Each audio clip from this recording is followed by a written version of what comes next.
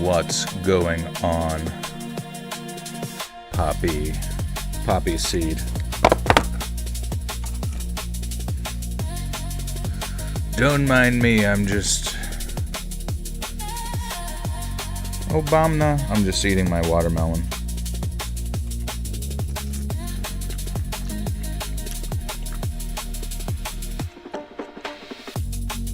How are you guys? Welcome back. Catching the stream after so long. What's up, Joel? Not much. I'm a little late tonight. I went to a graduation party that I totally spaced on. It's crazy. My buddy's kids are like, one's graduating college, one's graduating high school. At like later, it was like a combo thing, you know what I mean? What are you guys doing? Is there going to be a watermelon shortage? Or a diesel fuel shortage? I'm just kidding. But, yeah, we got Pacific Crest Trail stories tonight.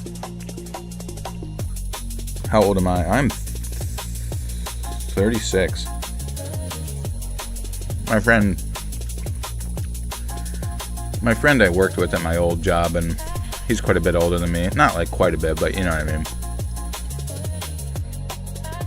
He had kids young and just kept on having them.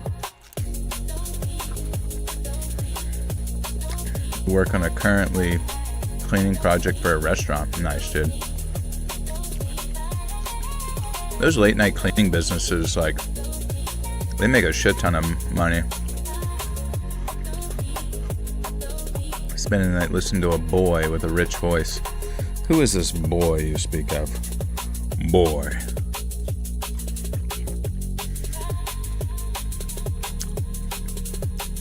Now, the military stories may not have like popped off as much as I wanted.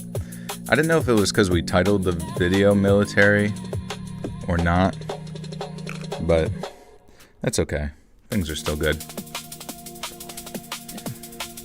Your bestie coworker is 63 and just moved away to Tennessee. Damn, dude, I'm sorry about that. Is it raining for you? Yeah, it's supposed to be like a flood watch here in a little bit. What should I look up, guys? What should we talk about until everybody rolls in here? But yeah, until everybody rolls in here in a couple minutes, we're gonna be recording tonight's stories. I know sometimes people say, stop talking, just read the stories. It's like, listen, it's not how things work on the live stream, my friend. What's up with the mountaintop? I wish I could share pictures. Oh, you're up from a mountaintop. Damn, which one? What is the Pacific Crest? I'm not familiar. Yeah, let me... Where is the Pacific Crest Trail? This takes place in California, Oregon, Washington. So it's like you got the Appalachian Trail on the East Coast, and then the Pacific Crest Trail spans 2,650 miles through California, Oregon, and Washington, running north to south from the Canadian border down to the Mexico border, which is pretty crazy, honestly. So it's going to span quite a few states and should be quite interesting. Roki the Fur, welcome back to the Buttersock. Caught you for 15 months, my friend. Good to see you. I wouldn't come to the stream if you were just reading stories, to be honest. Yeah, I think it'd be a little boring, you know? We wouldn't even get to know each other. You'll be heading to Pennsylvania on the 14th. That's cool. What are you doing here? What are you doing in my state? Just kidding. Welcome, welcome.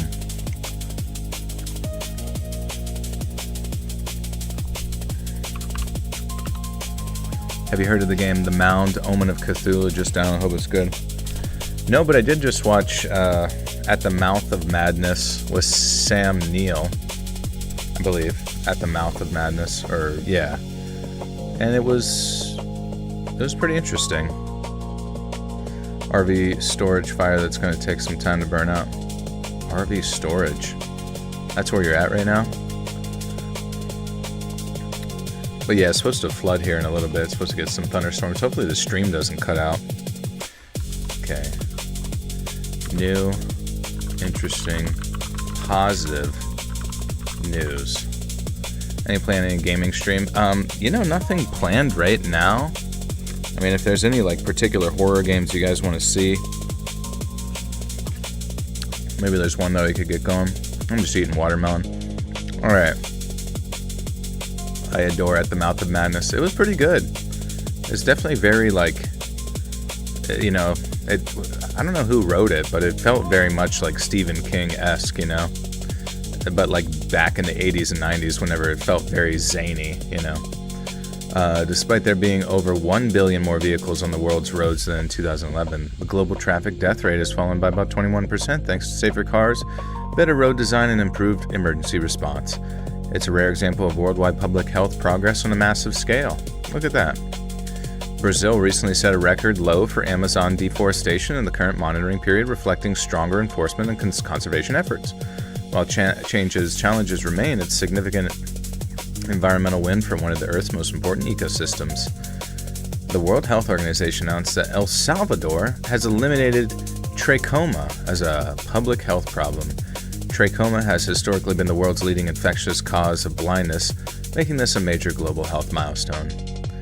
During the August 12th total solar eclipse, NASA plans to literally chase the moon's shadow at roughly 460 miles per hour using aircraft while launching 86 high-altitude balloons to study how Earth's atmosphere reacts when daylight suddenly disappears.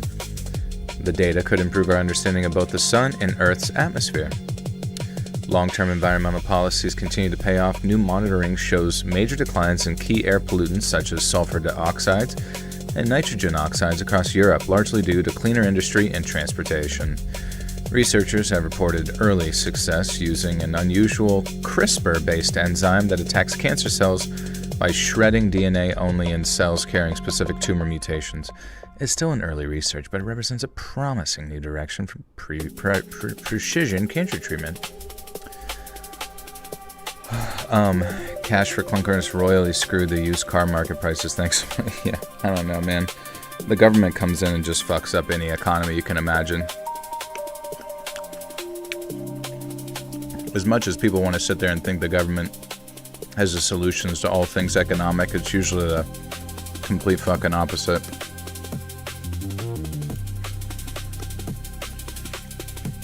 Have you seen the game Her Trees Puzzle Dream for a gaming stream?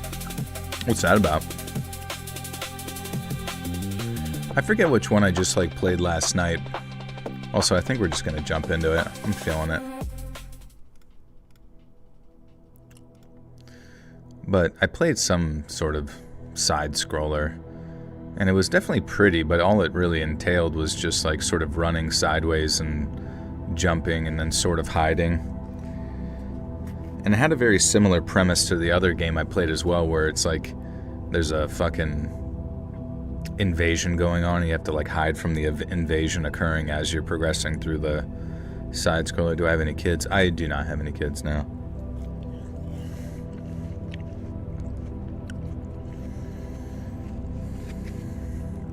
But yeah, anyways, thanks for being here, guys. Click like, click share. We got up to 666 people last time, which was kind of funny, but the fact that it was so odd and random almost made me wonder if the stream was botted briefly or something. But specifically to hit that number, almost, you know what I mean, in the spirit of horror or whatever.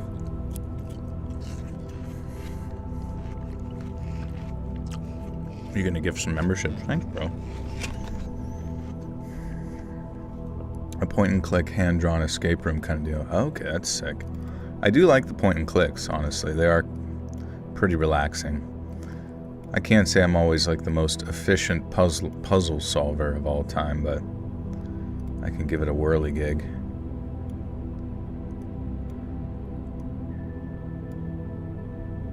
Dude, what is going on in my computer? Sorry, I'm trying to adjust things here a little bit. Creepiest story you've ever heard? Oh man, it's hard to say, honestly. Probably the one with the rock people shoveling that homeless guy into a tree nook. That can happen, and it will. I'd like a membership. I'm going to pay from Qatar. Oh yeah, no worries. Just make sure you have it activated or turned on in your Google account settings or whatever. I think you can do it through like actually clicking the show support button, and then it might prompt you. Okay, guys, thanks for being here. We're gonna kick these off. Pacific Crest Trail. We got 4 stories tonight. Love from Australia, Joel. You are helping me so much with my anxiety and insomnia. No worries. I'm glad you're getting some sleep. God bless you.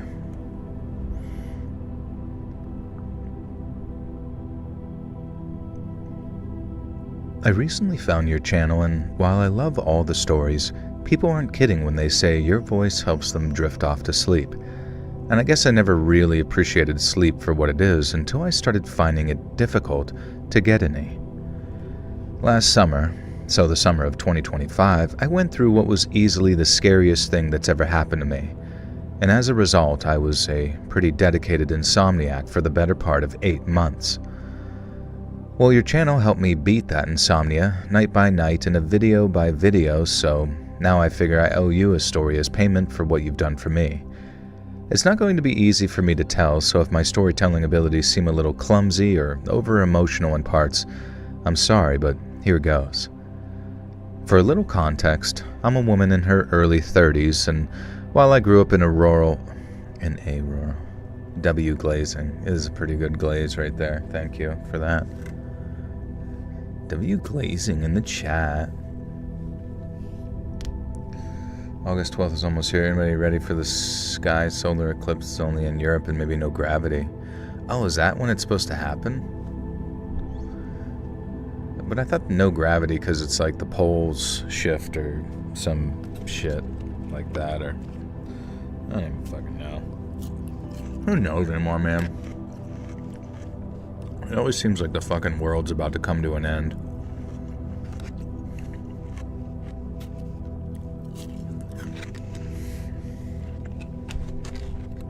Nobody's got any good news. What's up, Kendra?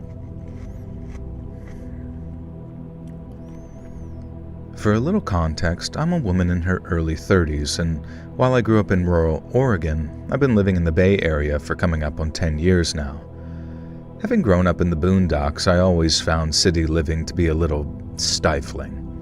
And so every other weekend, plans permitting, I drive out to a park or forest and then just hit the trails for a few miles of some solo hiking. Now, on the day in question, I decided on Lassen National. Much love from Ireland. Hello, Ireland. Stay safe out there, brother. Let's see. How do you say this place? Lassen.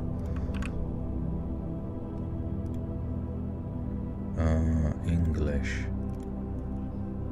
Just Lassen. Okay, cool. Did Spider-Man die? I haven't watched the... Oh yeah, don't spoil it. I did see the Spider-Man, the new one. And honestly, it was good. You know what I mean? It was a superhero movie, and I would say Spider-Man and the Hulk have been some of the more fun superhero movies with it. Well, mainly Spider-Man's been some of the more fun ones within the genre of superhero stuff. Like, I really don't watch any of the superhero stuff anymore, but I would say Spider-Man was fun. But I also watched Anaconda, the one with Jack Black. And let me just fucking say that movie sucks so fucking bad that it actually filled me with such a degree of rage, because I'm a big Jack Black fan, like mainly back when he was like not like massively successful, but just mainly just comedically hilarious, you know what I mean? I just always was huge. And yeah, Jack Black and Paul Rudd, two of my favorites, are in a movie together about an old movie that I loved, Anaconda. It's a reboot, it's rated R, it's supposed to be horror, and it was like, to me it felt like it was one big fucking tax write-off, bro. Like it genuinely just felt like one big fucking tax write-off. and it was so boring, just so boring. There wasn't like to the extent that I'm just like, how could they not even have just had Jack Black and Paul Rudd just improvising? You know, just do some improvisational comedy and like the, you know, and I couldn't even finish it. I genuinely had like another 20 minutes left in the movie. I'm like, I'm getting the fuck out of here. This sucks. And I ended up watching Shanghai Noon with Jackie Chan, and Owen Wilson. And bro, a Jackie Chan buddy comedy movie fucking just destroys whatever the fuck Anaconda was. And I used to like think that Shanghai Noon was kind of a throwaway movie, whatever. But it's just like the amount of effort that went into like just everything in that movie just absolutely dominates whatever the fuck we got with this like modern shit. And I kind of compare, I don't even know, I like want to come up with a word for it, whether it's like AI slop or just like modern, you know, streaming slop or Jumanji slop, because I noticed that the people that are in these movies tends to be the exact people that are in the more modern movie Jumanji with fucking, what's his name? The Rock. The little black guy that's funny, and then Jack Black, and then some hot girl. And I guess they're on the third one of that, but it just feels like, I don't even know, just such a huge pile of waste of time. Jacob, welcome back for 53 months. I watched SummerSlam Roman Reigns won. I'm happy. Let's go, bro. Congrats to Roman.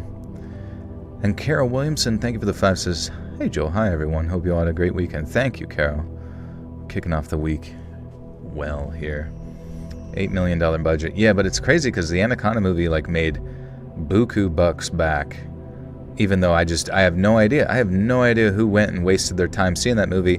And the way they advertised it was like, you know, the way they advertised it was like it was supposed to be like a kid's movie. So that kind of kept me away from it. I don't know. I was just so you just go backwards in time. Then that caused us to watch Rush Hour 3. Rush Hour 3 is like, you know, it's also one of those sort of like throwaway movies, forget it, who cares? But it's like you know what I mean? It's like a laugh every like couple minutes in that. Whereas like the only thing that was funny about Anaconda with Jack Black was some like this random dude who was supposed to be like Portuguese or something like that. And he kept saying like weird fucking creepy guy shit, you know, and I honestly think he must have just been like some assistant to the director or the director himself. I have no idea, but he was just hilarious, like in his delivery. Yeah, I don't know. Yeah, comedy slop. Should have seen Apocalypse Now again. Should have just, yeah. Honestly, just go backwards in time. You'll find some shit. I mean, Ice Cube was great in the old Anaconda, but he wasn't in this one. And it was just all these like sort of fourth wall breaking style jokes, like, yeah, I guess they really are running out of ideas. And it's like, this is a fucking rated R comedy movie, and it feels, you know what it reminded me? The writing reminded me so much of Borderlands. Have you guys played Borderlands or like watch people play Borderlands? And it has that like sort of millennial slop type humor where it's just like, fuck you, fascist, you know, type comedy. And it's just like, oh my God. Like it's this weird sort of thing where like theater kids with like middle school senses of humor get to like label something as rated M for mature or like R, but it's just the most cringe fucking like dialogue, you know. And you look at these actors like Paul Rudd, like Jack Black, they've been in a lot of shit. They know what they're doing, but just to get a paycheck, they're subjected to this fucking nonsense, which is fine. Get your bag. Daniel Ward, thank you for the 10. Have you seen Evil Dead Burn? I've not. No, I'm curious. And Roki the Fur, thank you for the 10 gifters to Victor Daniel, Willow Wisp, Zach Tipton, Sapphic Siren, Xerxes, The Absolute Chaos, Chisella, Gombar, Sleepy Halo, and Mermaid. Welcome, friends. Thank you, Roki, and thank you, Carol, as well, for a $5. You guys popping off in here. Thank you. Ice Cube pops out with a flare gun. Oh yeah, that's how he kills it in the end. Cringe theater kids are the worst. Yeah, but that's like what fucking runs Hollywood now, bro. That's like what runs the gaming industry. Like all the writing we get are just from people who just don't have any life experience. I'm not saying I got crazy life experience, but they're all just like sitting on Twitter all day, angry at nothing, inhaling medication, I guess. I don't fucking know. But it's embarrassing, and I don't want these people to be leading the world. They're fucking jokes.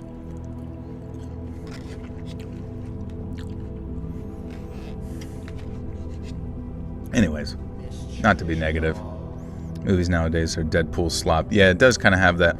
At least Ryan Reynolds can like deliver some of those lines, and it feels like it's within the realm of the Deadpool character. But now it seems like every piece of dialogue is like, well, I guess we're dealing with a 50-foot snake now. Wow. I guess we really are in the Amazon. I don't actually know what that one's supposed to mean, but you get the idea. Like, that's just how they say shit, and it's just like, holy fuck. Like, does no one check in on this stuff? Like, I really have come to the conclusion that they must get some sort of financial incentives to just, like, pump out dog shit, because they know dog shit gets them a tax write-off for, like, their other actual projects that keep their audience trudging along. Maybe they're trying to dumb everybody down. I don't know, dude. Project Hail Mary is probably the only great movie of the last decade. Yeah, I haven't finished it. Upbeat in the face of adversarial conditions. Yeah, exactly. Who's your favorite Spider-Man? I would say Tom Holland probably is my favorite. Like, Tobey Maguire, when I look back on it, didn't really fit. Garfield the Cat was fine, but it just, like, I didn't watch any of those. But I mean, I didn't instinctually feel like Garfield the Cat should have been that. But I feel like Tom Holland has this sort of innate nature to his character that absolutely fits like a teenage, Peter Parker, and then like a college age to like grad student Peter Parker. And I know he probably is never going to age a day in his life where he'll ever grow any facial hair to like actually play like an adult character, but that's fine. Like, he's meant to be playing this $10 billion franchise character for a little while. I'm kind of over Zendaya, not to put Zendaya down, but I mean, like, I really don't know what she offers to like a lot of movies other than just like a grouchy grimace. I'm not pleased with this. It's like, there's so many beautiful things to be happy about. Why don't we just smile, Zen? Come on, Zenny. Put a smile on that face.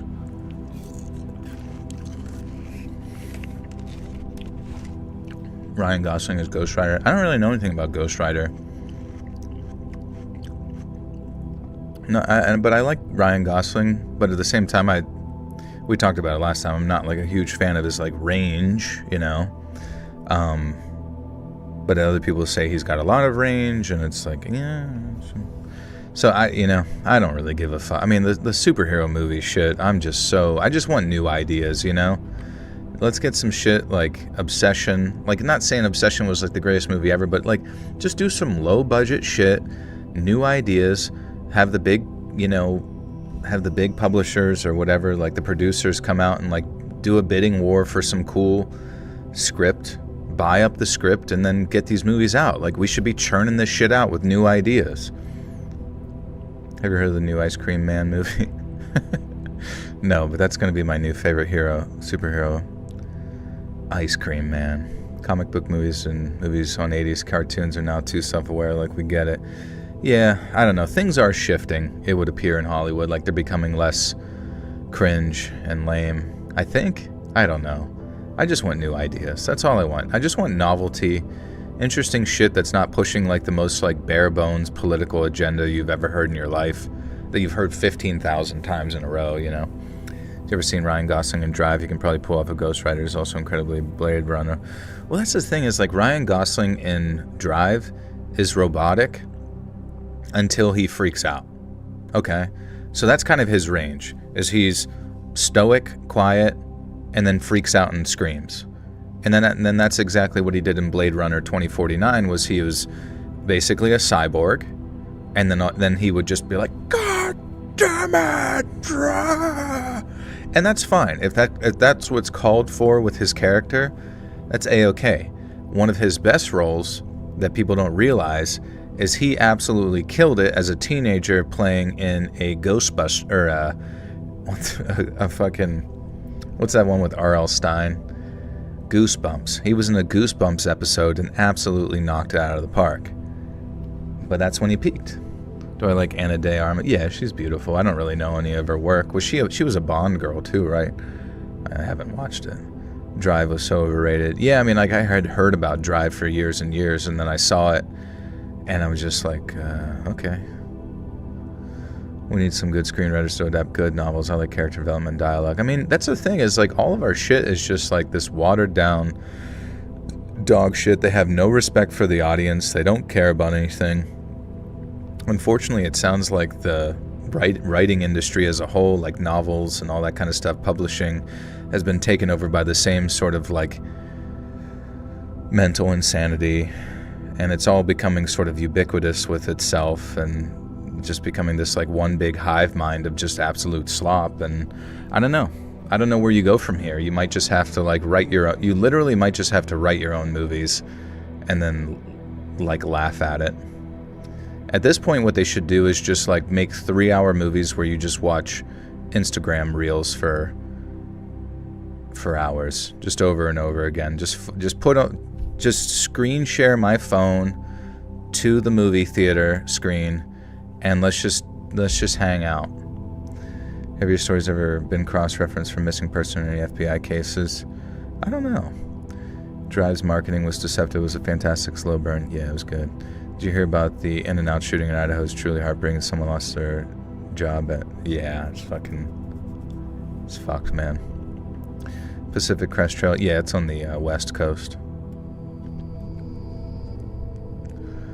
On the day in question, I decided on Lassen National Forest, particularly the section of trails which made up the Lassen section of the Pacific Crest Trail.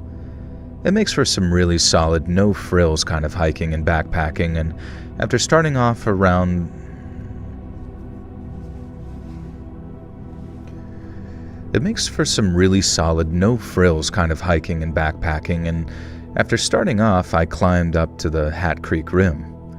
Now, there are some incredible views of Lassen Park to the south and Mount Shasta to the north. But after that, the trail drops down in the actual forest, which is where this incident took place and where I was when everything went dark.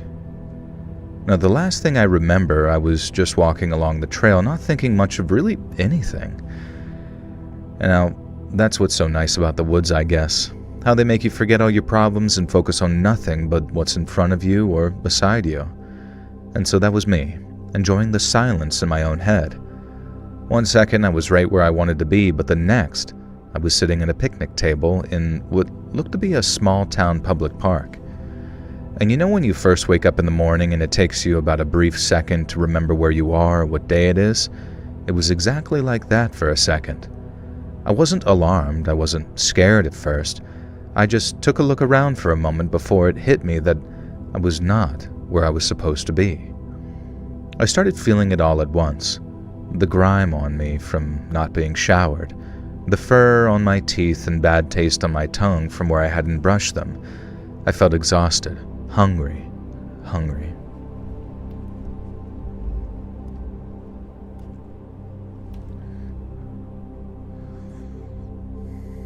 It sucks when bad people do that kind of stuff towards good people all the time.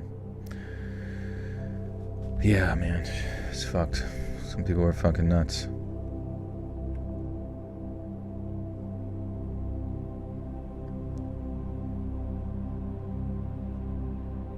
Pacific Crest Trail goes from Mexico border to Canada. Yeah, I think so.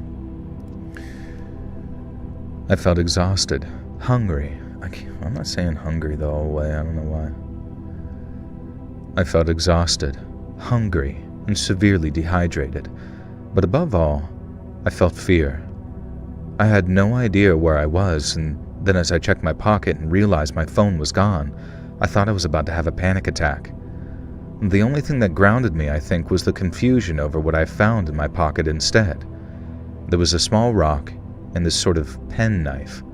They weren't mine. Neither of them seemed to have any blood or signs of anything sinister, and I believe that focusing on these anomalies, these strange replacements for my phone, I think it calmed me somehow, just enough so that I didn't completely break down.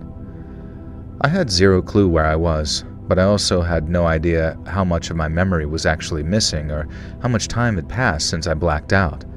And so the first thing I did when someone stopped on the sidewalk and asked me if I was okay was ask them what day it was. So I'd left Saturday morning and had been on the trail since mid-afternoon, but the guy I spoke to told me it was Sunday, just after 12, meaning that I'd been blacked out with no memory for almost 24 hours. I didn't have a full-on breakdown right there in front of him, but I did start finding it difficult to breathe. I sat down on the bench with my head in my hands and then nodded when he asked if I needed him to call 911. And about 30 minutes later, a very kind and compassionate police officer was dropping me off at a medical center. They took me in pretty quickly once I told the triage nurse that I'd been unconscious for 20 hours with no memory of it. And then after a very short wait, a young ER doctor came in, listened to my story, and started the questions. Had I any history of seizures, heart problems, or diabetes? Had I suffered any head injuries, or was I on drugs or alcohol? The answer to most of them was no. I hadn't done any drugs since college, but when it came to a head injury, I had no idea. I literally had no clue whatsoever what I'd done over the past 24 hours, and so a head injury wasn't completely out of the question. And so, to get to the bottom of things, the doctors went from just asking questions to performing actual tests. Now, the first thing was a basic neurological exam, which was performed by a nurse and consisted of pretty basic stuff like following her finger with my eyes, pushing against her hand, and walking in a straight line. Then came the blood work, where they checked my CBC, my metabolic panel, my electrolytes, and all that kind of stuff. Now, they did suspect that there might be some kind of heart damage, and the poor blood flow caused my blackout. But thankfully, any kind of heart disease was quickly ruled out. Now, next they did some EKG, where they stuck a dozen little sticky pads in my chest and ran a quick tracing of my heart rhythm, and then they said everything looked normal on the screen, but I for some reason thought he woke up in the forest, but then it said somebody walked up on him. What's up, STJ? How we doing, bro? Good to see ya. Most of my shifts are 6:30 to 2:30, so I fell asleep in your live stream habits, even my days off and late days. Oh, it's all good. It's better to get some sleep than stay up late, honestly.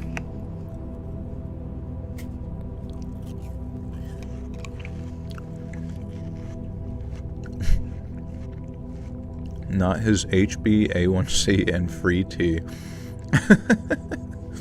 Yeah, we're gonna check your testosterone. See if we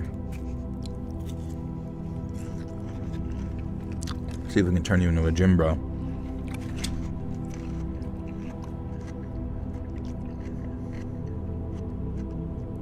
Has anyone asked how my day was?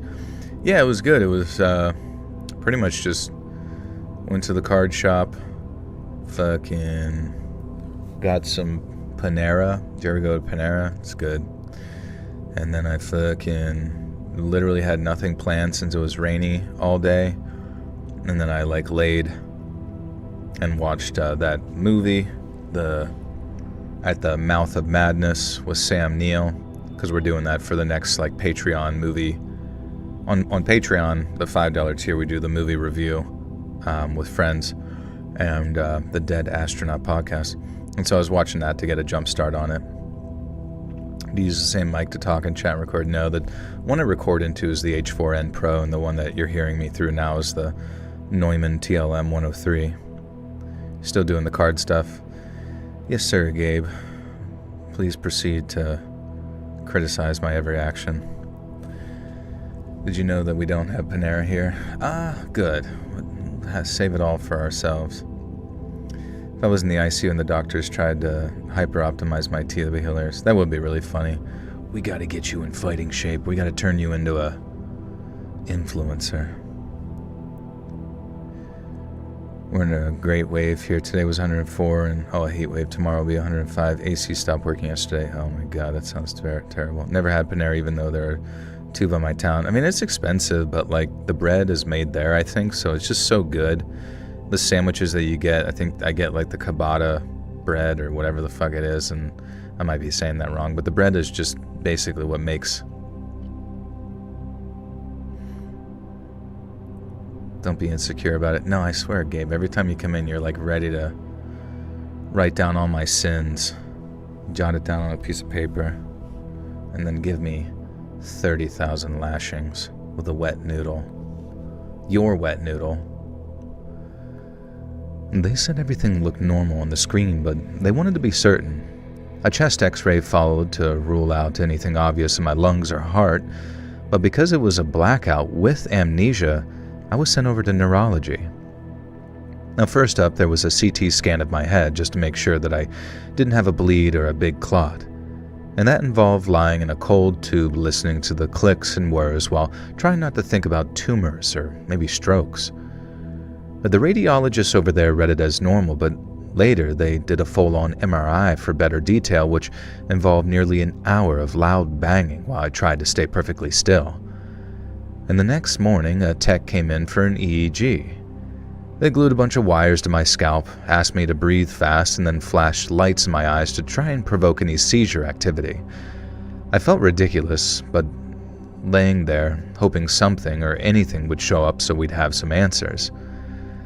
Now, when the doctor came back with the full results, she pulled up a chair. I was terrified that she might have some bad news for me and I was about to receive some kind of life-changing diagnosis, but the exact opposite happened.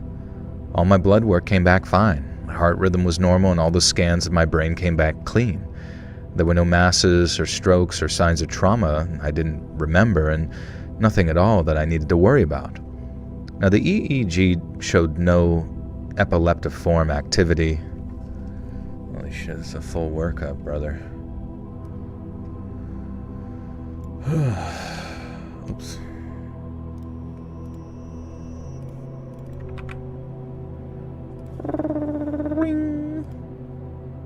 Epileptiform. I got it right. I'm so sick of reading, dude.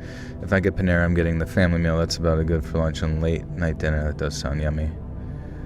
Triple digits all week here, and my dysautonomia is going to definitely throw a fit. I like the new Chick-fil-A pimento chicken sandwich they have. Super good. Dude, they should invent more restaurants. If you guys could invent a restaurant, what would it be? I found ECG stickers on parts of my body for like 3 days after. Just hidden everywhere, like in between your toes. Joel, why do rebate forms have to be annoying? I guess just so you never get it. I don't even see the point of giving it if they don't want to give it away. Like, why even tempt people? You literally have to be like a lawyer to like figure it out. A contract lawyer.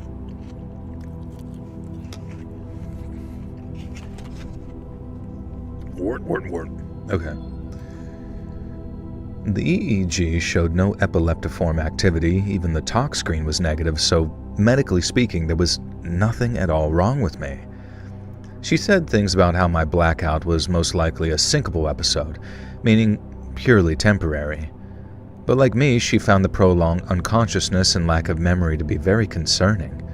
She said it was most likely caused by dehydration or heat on the trail, or even a brief arrhythmia that resolved before they caught it. And according to her, sometimes these things are one-off events and we never find a clear cause. And when I asked about follow-up, she recommended seeing my primary doctor for a Holter monitor, a little portable heart recorder that you are supposed to wear for about a week or two, and maybe a tilt table test if it happened again. Now, she also gave me strict instructions not to drive until cleared, while I should work to stay hydrated and avoid hiking alone for a while, and come back immediately if anything remotely similar occurs. Now, I thanked them profusely, and then left the hospital with something I was certain that I wouldn't: a normal bill of health. But that didn't stop the very deep, uneasy feeling that I had after losing all of 20 hours with absolutely zero explanation for it. All I got were these clean scans and sympathetic shrugs, which I guess was ideal, but none of it explained what happened to me. And as I said earlier, I somehow managed to lose my phone, and This meant that it wasn't until I was home with access to a computer and my socials that I was able to tell my friends what had happened. And as you can imagine, I opened up my Instagram on my laptop to see if I had like 24 notifications from my 3 closest friends, all asking me to call them within 24 hours or they were reporting me missing to the police. Obviously, the first thing I did was let all of them know that I was okay so they wouldn't continue to freak out, but after that I ended up writing up a lengthy explanation, one that didn't just explain why I dropped off, but what happened to me at the hospital too. I copied and pasted it to everyone I needed to, and in very typical fashion, it was my mom who was the first to call. Now I'm just going to skip over that whole part because you can imagine how that went, and for those that can't, well, just picture a lot of tears. But I'll pick up the conversation I had with a friend about a week later, one in which she suggested 2 very ridiculous things to me.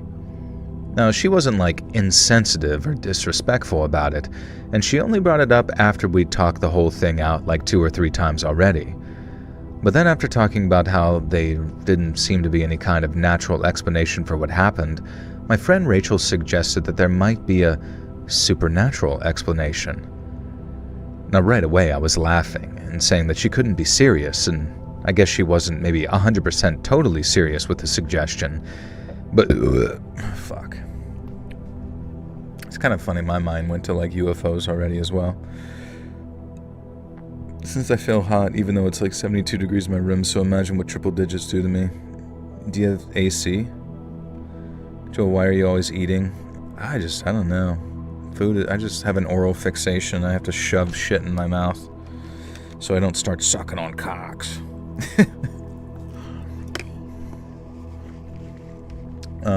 Someone called RFK, we needed more explosive diarrhea. That stuff is crap. Oh yeah. Oh yeah, let's look this up actually. You guys ready to go down a quick little conspiracy hole? We won't get too crazy with it. What did the conspiracy people say about there being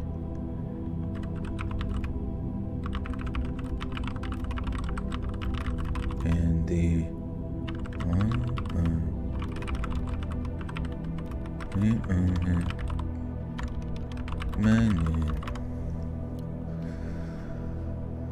Okay, so if you're asking what people in conspiracy communities have been saying, not whether it's true, that there are a few recurring narratives related to, because some people are thinking that maybe, just maybe, that the wildfires that we experienced are correlated as well to the Taco Bell diarrhea disease. But in actuality, there may or may not be some nuclear fallout occurring within the Michigan area. Let's dive in. There was a radiological event somewhere around the Great Lakes, often Lake Michigan, Ontario, or a secret military nuclear facility that released radioactive material. The wildfire smoke was used as a cover-up story, allowing officials to attribute hazy skies, burning eyes, metallic smells, coughing, and poor air quality to Canadian wildfire smoke rather than radioactive contamination. They point to unusually hazy conditions, reports of Geiger counter readings from private citizens, military aircraft sightings, weather patterns, government air quality advisories, and occasional reports of elevated radiation measurements as evidence. Some versions become much more elaborate, claiming a reactor incident, an incident involving nuclear waste transport, an underground military base, or even a dirty bomb that was never publicly disclosed. Why some people found it plausible. Several real events happened at the same time that fueled speculation. Michigan experienced very poor air quality from Canadian wildfire smoke in multiple summers, 2023, 2025, and 2026, with skies turning orange and particulate levels reaching unhealthy or hazardous levels. People experienced symptoms like irritated eyes, sore throats, coughing, and headaches. Those symptoms are also consistent with heavy wildfire smoke exposure. Radiation monitors occasionally fluctuated because of naturally occurring radioactive materials, radon washed out after rain, calibration differences, and localized sources. Online maps often display tiny variations that can look alarming without context. The wildfires were started deliberately branch. Another branch of the theory doesn't require a nuclear incident. Instead, it claims fires were intentionally started, smoke was used for hiding something else, or the fires were created for broader political or economic reasons. Within conspiracy communities, explanations range from land management agendas, insurance interests, resource extraction, 15-minute city narratives, directed energy weapons, HARP, and weather modification. These ideas have circulated widely online, but investigators and wildfire experts have not produced evidence supporting those specific claims. What evidence would actually support a hidden radiological release? If there had been significant undisclosed nuclear release, independent investigators would expect to see several things at once. Sustained elevated gamma radiation across multiple independent monitoring stations, laboratory detection of characteristic isotopes such as iodine-131, cesium-137, or other fission products, consistent measurements from universities, hospitals, and private labs, atmospheric transport models matching the isotope plume, and eventually elevated contamination in soil, vegetation, rainwater, or milk. Because radioactive isotopes are chemically unidentifiable, they're generally much harder to conceal than smoke alone. Is it impossible? No. History contains real examples where governments delayed or withheld information about nuclear accidents or contamination. For example, early handling of the Chernobyl nuclear power plant disaster and aspects of the Mayak Production Association accident became public only much later, and so it's reasonable to remain open to investigation of unusual environmental events. However, regarding the specific claim that Canadian wildfires were used to hide nuclear fallout affecting Michigan, there's currently no public verifiable evidence that demonstrates such radiological release occurred. The available air quality data, satellite imagery, wildfire tracking, and environmental monitoring are consistent with large-scale wildfire smoke transported from Canada. Okay. I don't know. I was just curious about it, so...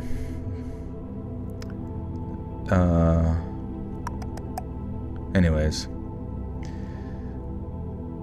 They cut regulatory agencies. This resulted in explosive diarrhea. It's not complicated, sustained, elevated. Yeah, you know. I would sometimes things, like in the same way that the left versus right paradigm to me is almost too simplistic, right? And honestly is sometimes sort of like a way to, be an intermediary to the public's interpretation of reality, right?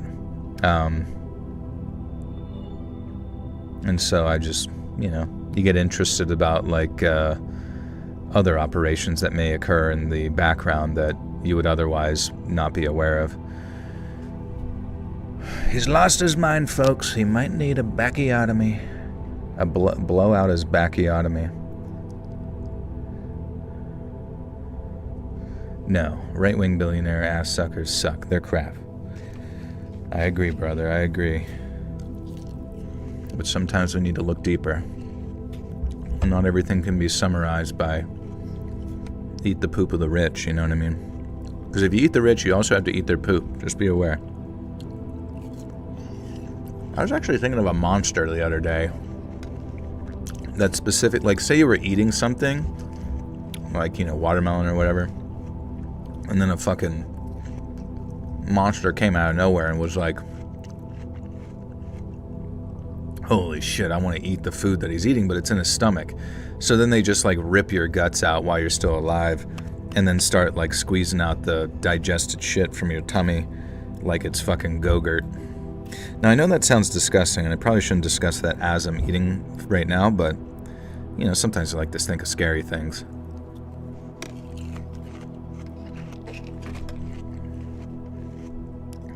I always have to skip these live streams because I prefer the videos. Yeah, it's all good, man. No worries.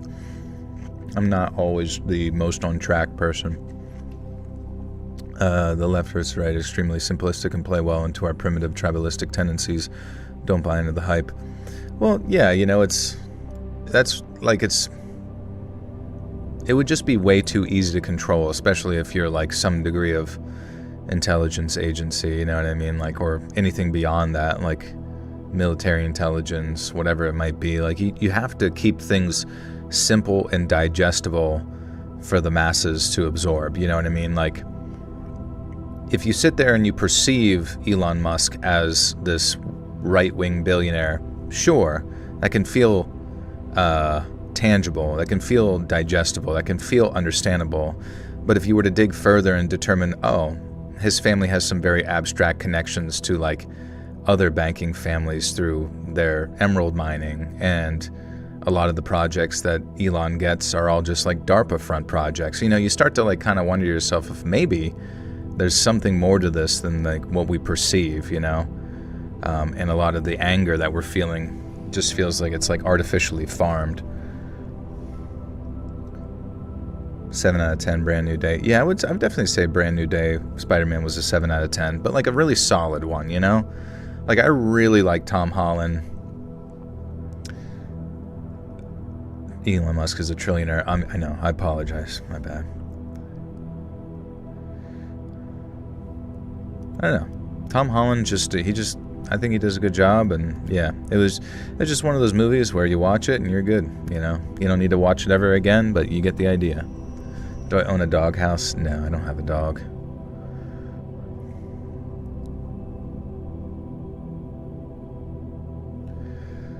Right away, I was laughing and saying she couldn't be serious, and I guess she wasn't like 100% totally serious with the suggestion.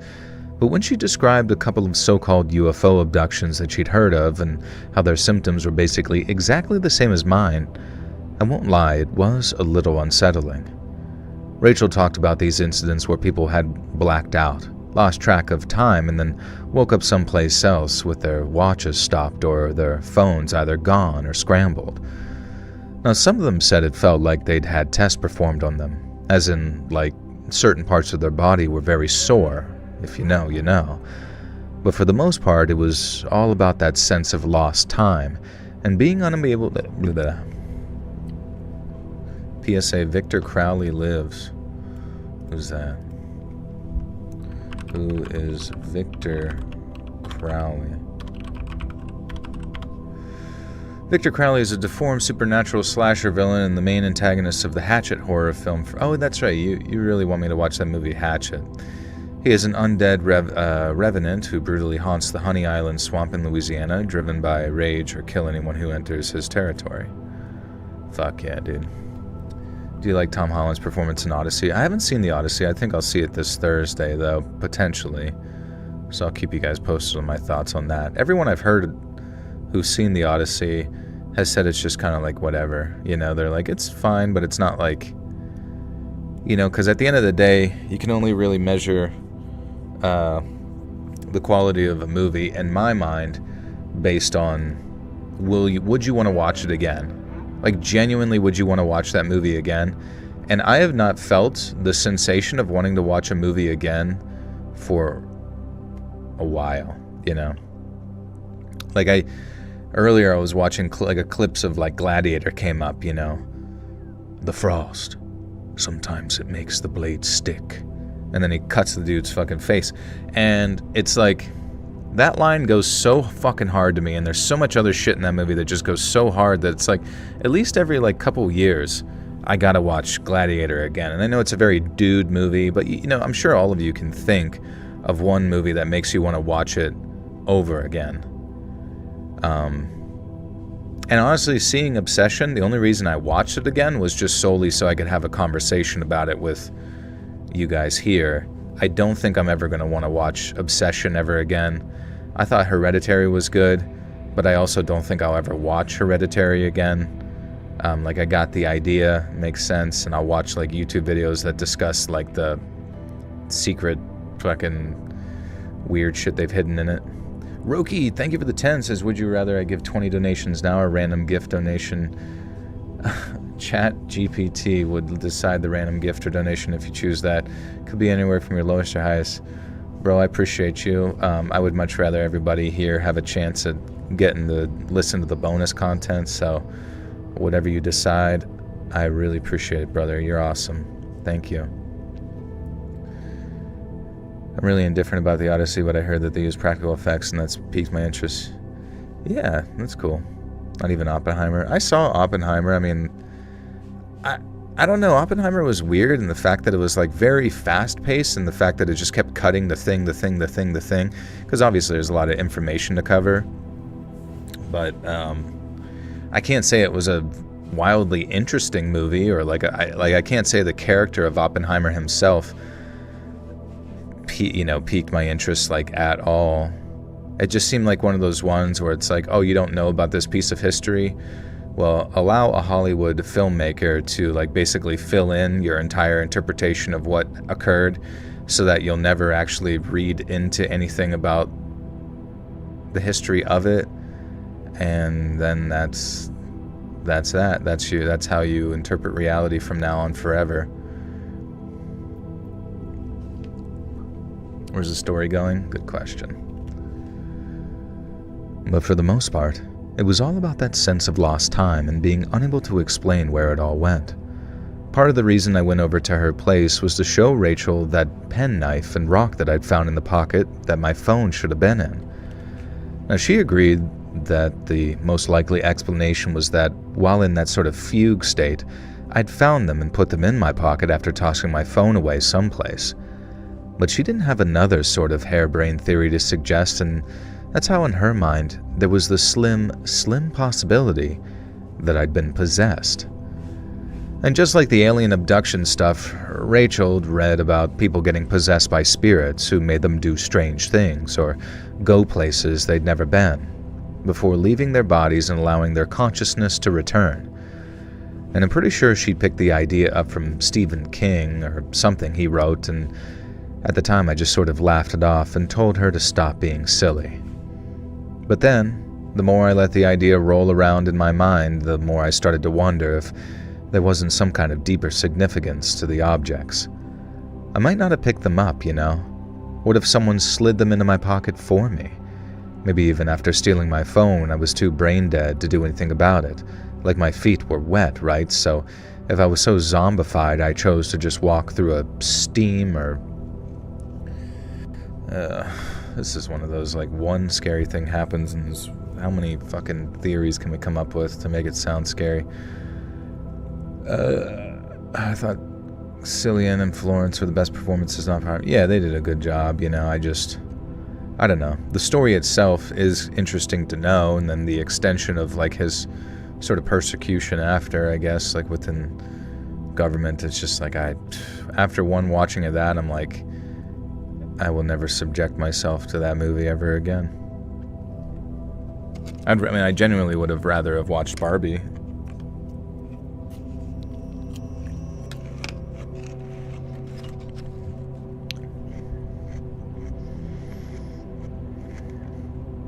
Roki with the 10's my guy. You gotta choose one. Them's the rules. Gift or random? Let's do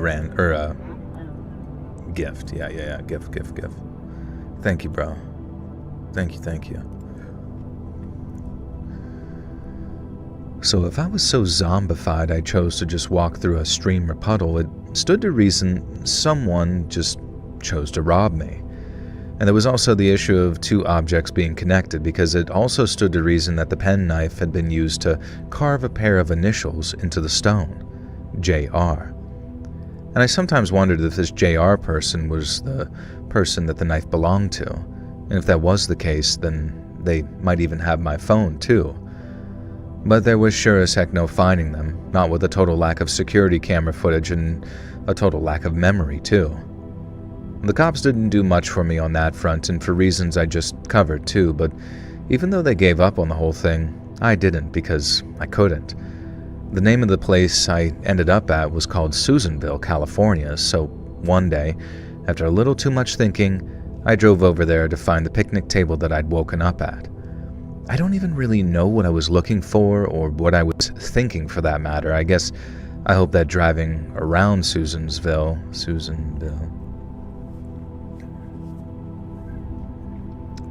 skill. All roads lead to mentioning Obsession. I gotta see that movie to see what the hubbub's about. I mean, it's a good movie. It's just like, I think we just don't really get anything ever. You know what I mean? Like nowadays we just get like slop shoved down our throat over and over again, that like anything with even a modicum of like decent plot or interesting concept or something like remotely semi-unique. Because I mean, objectively speaking, at the end of the day, the movie was just like a cursed object creepypasta, right? So like, you know, the fact that we get something like that, I don't know, I'm not going to be shitting my brains about it like 10 years from now, you know?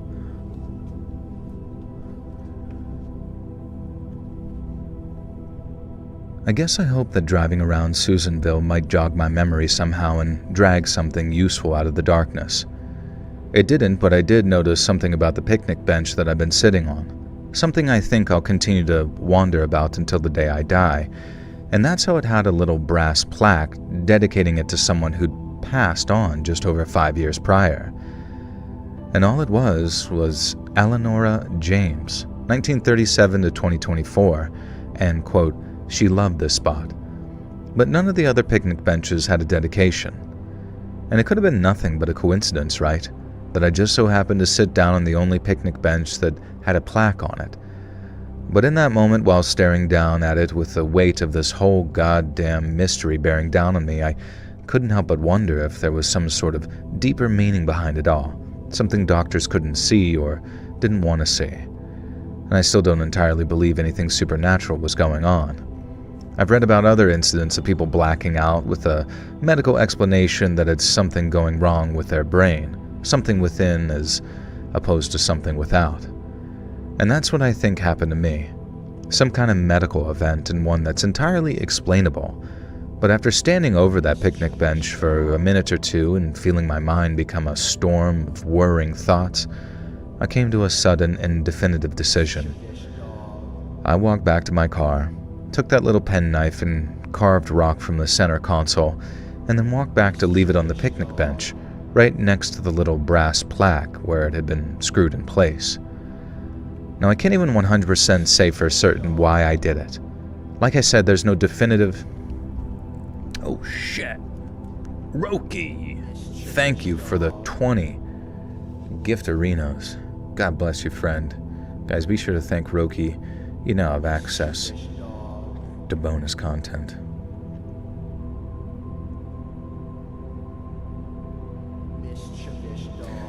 Oh, maybe 20 minutes in, just couldn't do it. Maybe I wasn't in the mood for cheese. I watched The New Strangers instead. It's all good. You know, when it comes to movies, sometimes it's really just down to mood. When I was watching that, Sam Neill movie earlier, that The Mouth of Madness, dude, scrolling on fucking Instagram Reels has, literally rotted my brain, in a negative way, in the sense that, whenever I have a choice on whether I can, just focus on something, I can't. It's I have to be, forced into it, going to school. Or, if I stop, it's gonna upset somebody else, being in a theater with them or something. And so, every 30 minutes, I would just stop and scroll and then go back to the movie. And, it's just oh my God. Which sounds bad, but I don't know. You know what I mean? Unless something, really captivates me, I feel like I've seen every movie ever, forever. How do you know if you got access? Oh, your name will change green and it'll let you know. Scrolling has rotted my brain too. It's so easy, And then sometimes I catch myself just the fact that I can tell, I can almost guesstimate how Instagram is trying to convince me to stay on it. If I'm not in the mood for the jokey stuff or the cute stuff, I can see it's starting to send the more in-depth superficial conspiracy or political stuff, and then I'm eventually I just close out of the app because I'm I don't fucking give a shit.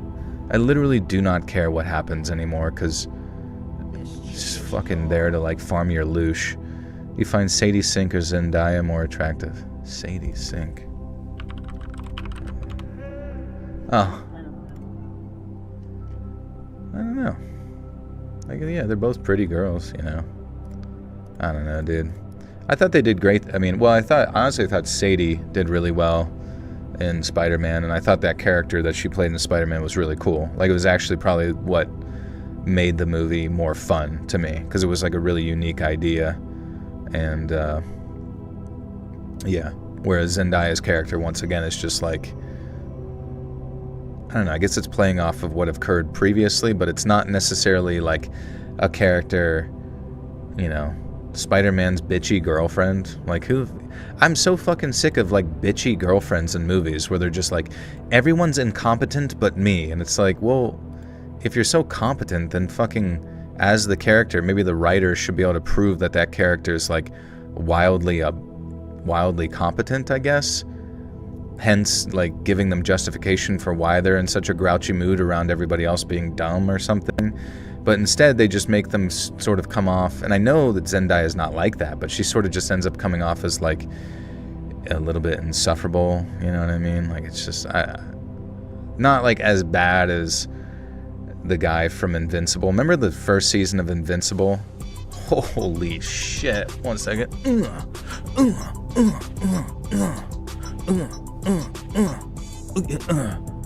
Holy frick, dude. Roki, what the fuck, dude? Chat BBC says to give you $7,000, but I can't do that, so here's this with the other donations. Don't forget to match them. Yeah, remind me how much we did that. It was 20, plus we got like...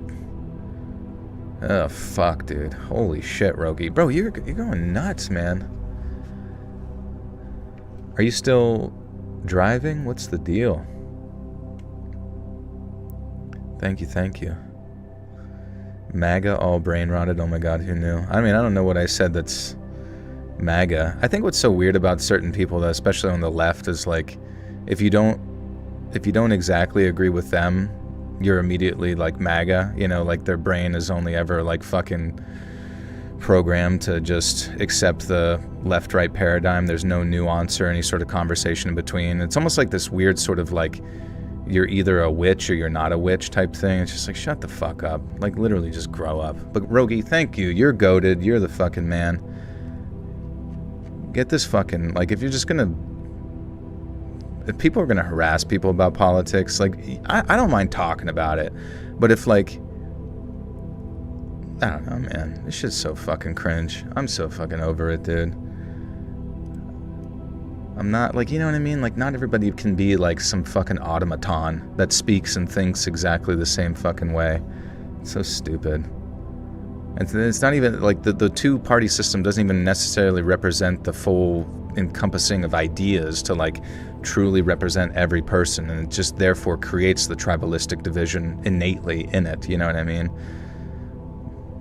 I want nuance. I want people to have discussions about individual topics and understand that there's something beyond it that's like fucking pulling their little puppet strings, and I'm fucking sick of it.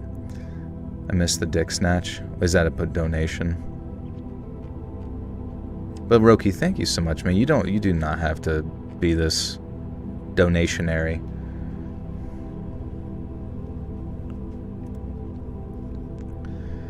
I can't even 100% say for certain why I did it. Like I said, there's no definitive proof to suggest the two were connected, and there's no evidence I did anything but walk from the PCT to Susanville while picking up seemingly 2 random items along the way. But even today, I still get that strange gut feeling that the knife and the rock and the bench all somehow belong together. I mean, that sounds ridiculous, right? I mean, I left the knife on the bench in the public park. A kid could have gotten hold of it, maybe even done some damage, but like I said, and I'm sorry if it sounds irresponsible, but it still feels like what I did was what I was supposed to do, or at least the way I try to rationalize it so I don't end up losing my freaking mind trying to figure out why almost a whole day of my life was stolen from me. You're doing the same thing by saying the left. Well, the reason I say the left is because that person, like, the only people that ever call someone a MAGA chud or whatever the fuck is usually people on the left who, like, want you to adhere to their, you know, compartmentalized, controlled, limited view of reality, right? They're the ones that I saw for the past 10 years constantly fucking bully people all the time for deviating from the hive mind, and it's just like, shut the fudge up. And if I'm wrong in my assumption of that, I apologize. I'm not trying to create further division by calling that, but I genuinely just like fucking hate that whenever you're not like in their group think, you're against them, right? If you're not with them, you're against them. And that's not how I think, man. That's not how I want to think, and that's not how I want to, you know, interact with my audience either. Like, because basically there's so many people that just get so like captured by that shit, and it's just like, and then they walk on eggshells on every little fucking original thought that they might have, but they can't say it because like, oh, you'll be called this and that. It's just like, shut up, grow up. There's so much more to this shit.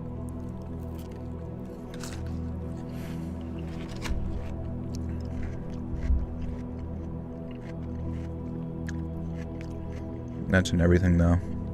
The division, yeah. I hate it. And it just, you know, if that's the kind of people want to be, where it's like you're either with me or against me, then you know what you are. You know who does? You know who says that? Terrorists say that. Literally, like, terroristic groups say that, or like authoritarian, you know, groups say that. Like, you're either this or you're that. That's like the preemptive sort of motto of fucking authoritative groups, and I fucking hate that shit. I'm just not for that. You don't think MAGA does the same thing? No, I think they do. I mean, they're retarded as well, like but I've noticed that people on, like, the people that I talk to on the right have, there have been a lot of people I talk on the left that are like getting away from the concept of the divisiveness. But the people on the right who are like MAGA or were MAGA are seeming to like their instinctual desire, a lot of them, is to be like anti-establishment in a lot of ways, but they don't realize that their entire like movement has been captured by an establishment that wants to keep them contained, basically.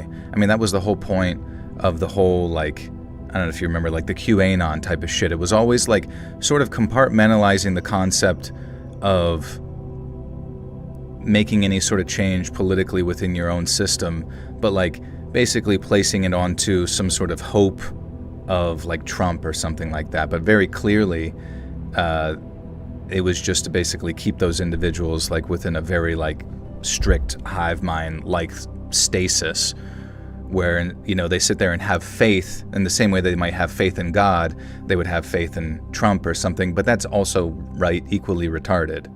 So you're just kind of like getting thrown back and forth with these ideas that, but I do notice with them that they're not, whenever you sit there and tell them that their ideas are a little bit stupid, they're not, you know, they're not as like vehement in their response as like they almost seem like they're willing to like let that go, because it seems like their idea or hope is to get away from authoritarianism.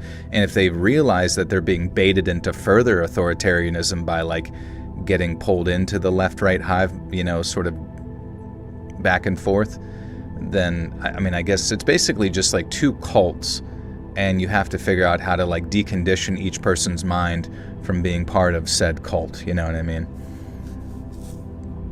I take offense to this because I don't group everyone in MAGA if they don't on the left. Okay, well I appreciate that. And I apologize for any sort of hyper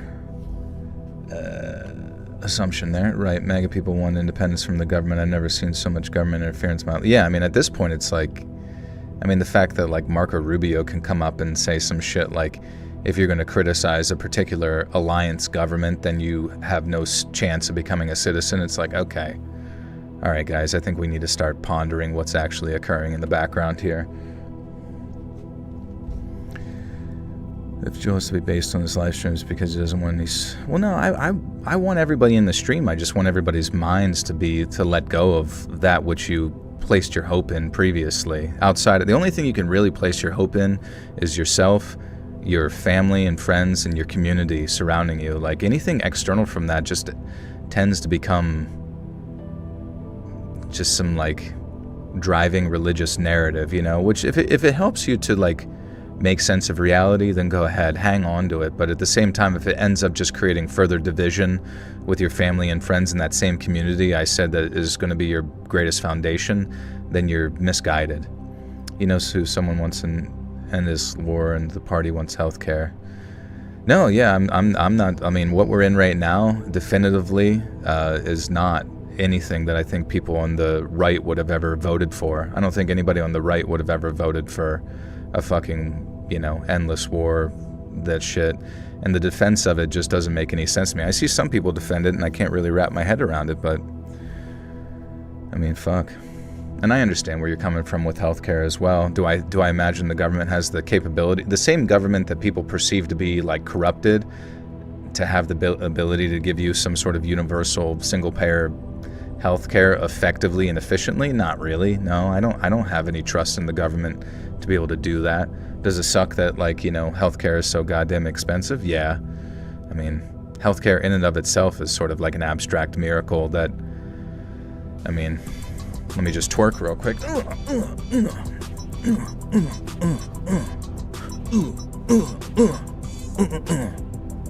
Roki, thank you for the $100. Good night, y'all.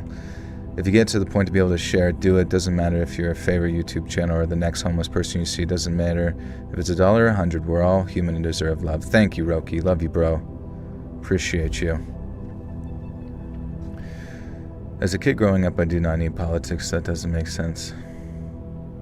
Yeah, you don't. I mean, I guess it doesn't mean that. It's just like, I don't quite know what you're saying there with that per se, but yeah, I mean, there's many kids that I've seen. Like, I've had my friends' kids growing up, and they start getting wrapped up in this sort of like divisionary stuff. I'm like, bro, you're way too young to give a fuck about that. Like, just go play roadblocks or whatever sport you're into, baseball, soccer, football, whatever. Just go have fun with your friends and don't lose relationships over shit you can't control. I know I'm about to retire from Roki's donations here. Thank you again, Roki. Do I eat before streams? Yeah, I usually have something. I had like chicken sausages. Why does Joel love endless wars? Why can't we have that money, the billions and billions and billions of dollars? Why does Joel love endless war? I mean, I feel like I responded to your thing saying that I don't love endless wars, but if that's your interpretation, then I guess you're just trolling, I assume, because that's like a false interpretation of the words that I said, so I just have to assume that you're either out of your mind or just joking around.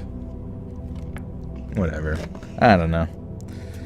At that point, you can't really argue with people. I'm not trying to argue, I'm just saying words, man.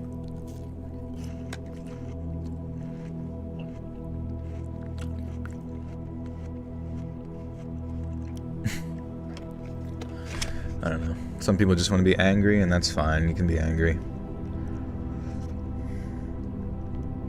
I've been a listener for a while now, so apologies that it takes longer than it ought to get this written. But way back in the 90s, me and my buddy Sean were a couple of nerdy college boys with a mutual enjoyment of two things: camping and computing. Now, I know, I can already hear y'all making jokes about the wild days and wilder nights, but to us, there was no better antidote.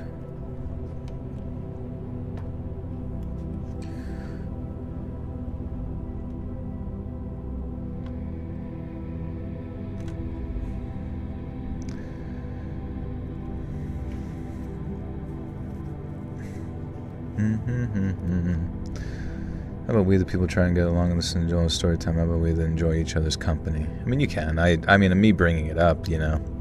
I mean, I guess I didn't technically bring it up in more of a response. I mean, I don't mind you guys talking about it stuff, but if it sort of farms a negative energy off of yourself, then you don't have to, you know, express it negatively. Give peace a chance. I mean, peace would be cool. It's just, it would appear that this sort of uniparty aspect doesn't really want peace to ever happen. I mean, I don't really think you can necessarily vote your way out of whatever we've been going through as a nation for a while. Do I know that what the option is for that? No, I have no fucking clue. Do you only need sausages, no bread? Did I have bread? Yeah, I had bread earlier. I had a sandwich with bread. I'm of the radical opinion that hot wars are obsolete. We should not be fighting with weapons in the 21st century anywhere. Yeah, I mean, it does seem that they're slowly moving towards the autonomous drone type systems. I mean, with like Palantir and all that kind of stuff. They can literally just like go to sleep and have the AI figure out the target and then bomb them and then come back, which is pretty scary, honestly, because, I mean, what about whenever it gets used against you domestically? Like, you're kind of screwed. Do I prefer burgers or hot dogs? I don't know, man. That's such a tough choice. If the burgers are dry as shit, which I feel like they often are. Joel, you wouldn't fucking MAGA. It's gross. I don't know why. You don't seem to be typing anything that makes any sense, so I'm just going to assume that you're drunk or taking pills, or maybe you're tired. Maybe you're old and tired. It's okay to be old and tired. It's time for bed. Dick Snatch sent you $10 and told you that he had to put his pup down. Oh, fuck, bro. Dick Snatch, I'm sorry, man. Where's that at? Somebody said Dick Snatch earlier. I thought they were joking around. Can I jump to it? Here it is. Had to put my dog, Rocky, down this evening. Thank you for keeping me going in the stories. Dick Snatch, thank you so much for the 10, and I'm so sorry about your dog, man. That is really sad. Sorry about that. Sorry I missed that, too.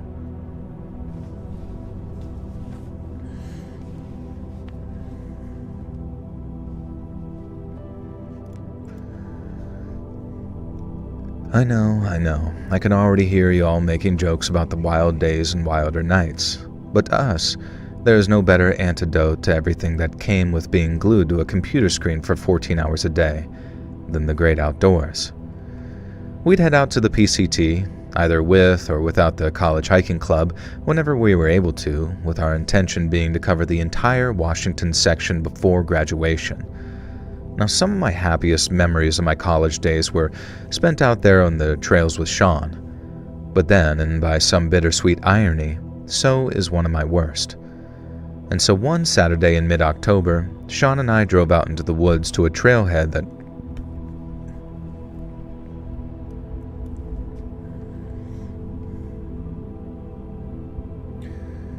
no weapons at all in wars. We should be better than that. We should be negotiating only. I mean, there's all sorts of things in my head where I'm like, I thought we were going to have this in the future, this and that in the future, but you know what I realize?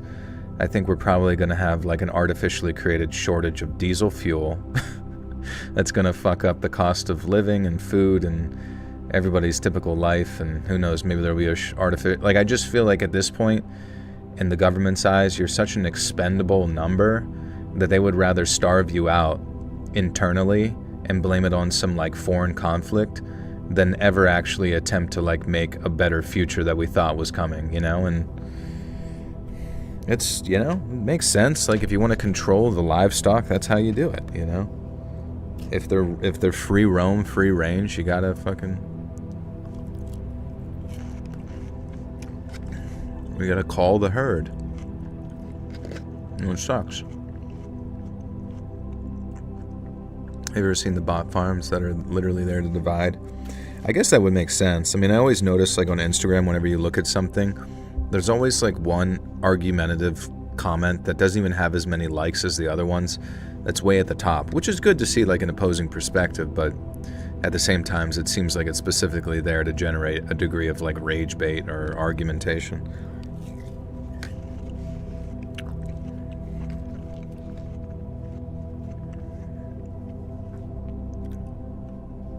I'm just keep eating this watermelon. I've got like a whole fucking watermelon basket here in front of me, chomping away.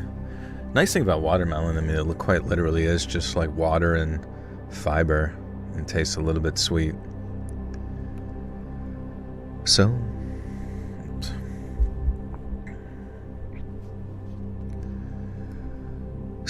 one Saturday in mid-October, Sean and I drove out into the woods to a trailhead that we'd yet to visit, and then headed out on what was supposed to be just a couple of hours of light hiking. Sean was partially deaf, but wore a hearing aid to fill in the gaps, and while it normally worked just fine, it occasionally suffered minor problems here and there.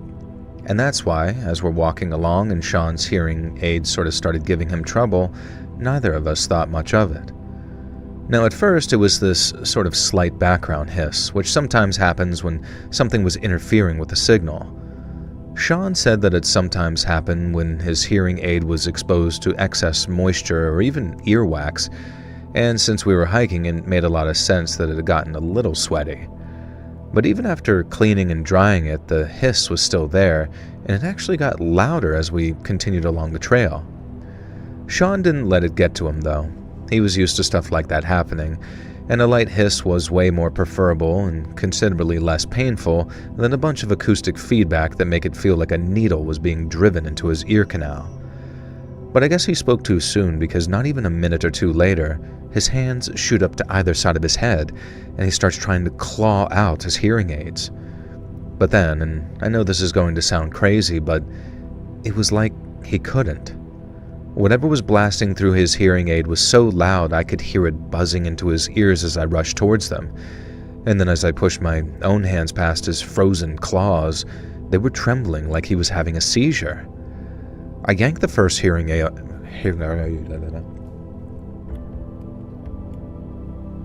Post-watermelon.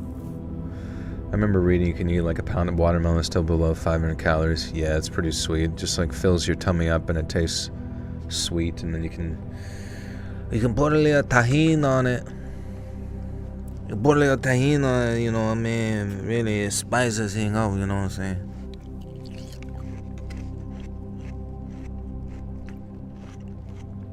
Your name is Sean, supposed to use hearing aids? Oh, that's crazy.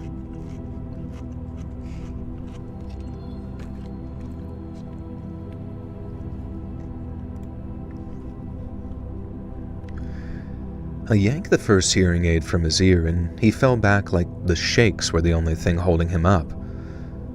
Only then did Sean seem to get more control over himself, and he was able to yank the other hearing aid out. Now both were still screeching in the dirt as Sean turned them off, panting and shaking as he sat in the dirt. And then as I got close and kneeled by him, I noticed that there was blood coming out of one ear. I panicked, thinking that he might have some kind of serious hearing damage from it. I mean, he was already partially deaf, so the idea that some technical malfunction might have snatched away what little hearing he had, it was awful. But as I put a hand on his shoulder and yelled about getting him to a hospital, he shook his head as he just said he needed a minute. I didn't bother asking if he was okay. I mean, it was obvious he wasn't. But in the end, Sean said that he wanted to go home, take a bunch of aspirin, and then take a long nap and try to sleep off the headache. Now, I drove us back home, made sure that he got to his dorm okay, and then returned in the morning to find that he wanted to go to a hospital to get himself checked out. Now, it turns out that his ears were going to be fine, but that while he suffered a little tinnitus and swelling for a while, it was normally normal considering what he'd just gone through. And he also had to get himself some new hearing aids, which was annoying, but possibly through his parents' medical insurance. Now, it meant that he'd be without a hearing aid for a couple of weeks, which sucked. But Sean was otherwise back to his old self again after a day or two when the headaches and healing were through with. Now, there was just one thing that still bothered him, something he didn't bring up until maybe a week or so after the incident took place, and that's how when his hearing aids started screeching in his ears, he didn't hear static or whining. Winning.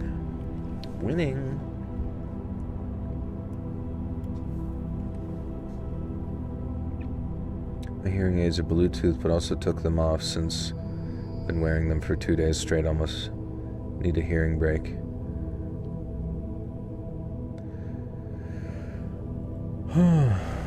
Yeah. I have an unhealthy love for salt. I eat grapes with salt. I don't know. I think people honestly underestimate the value of sodium in their diet. Like, I get that some people might think that it's just like going to cause their heart to explode, but I mean, it is an electrolyte that maybe your body is literally craving just for the sole purpose that it can conduct electricity more effectively, and all sorts of other like cellular processes, you know, that you need sodium for, right? How are you? I'm good. I'm so freaking good, dude.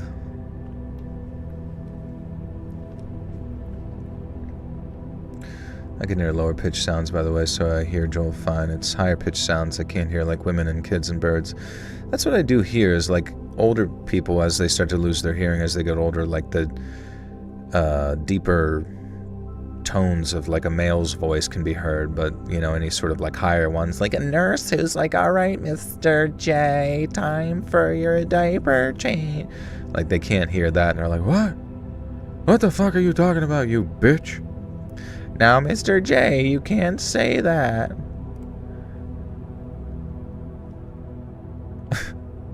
This would rock if Joel were not a Trumper and a Trump's ass.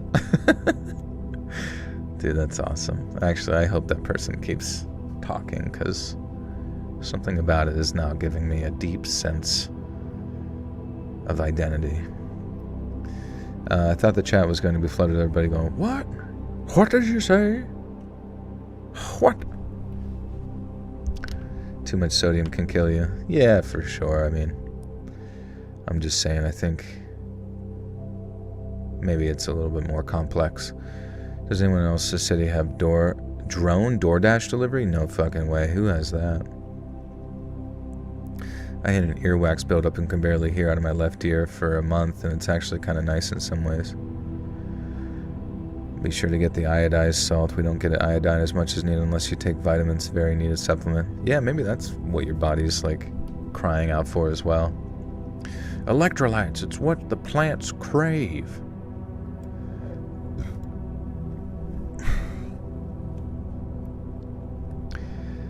And that's how, when his hearing aids started screeching in his ears, he didn't just hear static, he heard a voice. Sean said it wasn't screaming. It was just amplified to the point that it made his skull feel like it was about to split open. But it was clear as day, and it was saying something in this sort of Eastern European-sounding language that he couldn't understand.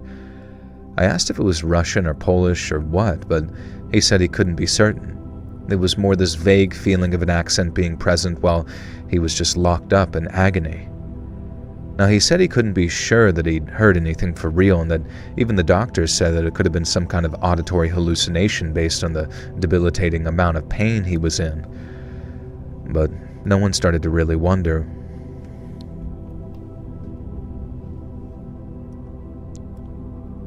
Do you not have soy sauce shots? I don't know why, like I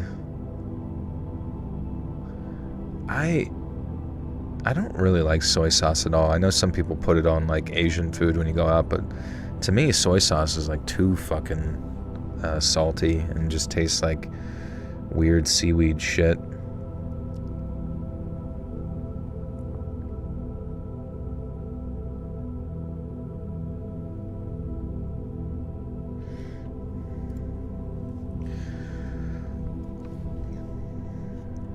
But no one started to really wonder what the heck had happened out there until Sean's hearing aids came back from the company who made them. Hearing aids were super expensive back then, and I guess they probably still are depending on your bank balance and what tech they feature these days. But back in the 90s, the medical insurance Sean was on said that it'd be way cheaper to get them repaired than buy him a brand new pair, which could affect premiums and future co-pays, etc., etc. Both he and his parents agreed that was fine, so they sent the hearing aids off to the company, who planned on repairing them and telling him what had caused the malfunction so he could avoid it in the future. Well, Sean without... Stop Asian hate. Stop Asian hate of soy sauce. Alright, Linda, you're gonna have to be timed out because you're just kind of retarded, I guess.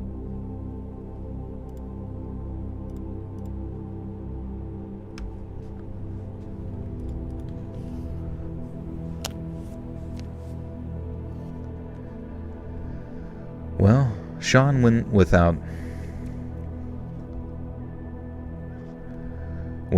Sean went without for about 2 weeks, and then when his parents got them back in the mail and they were working just fine, he was excited to be able to use them again.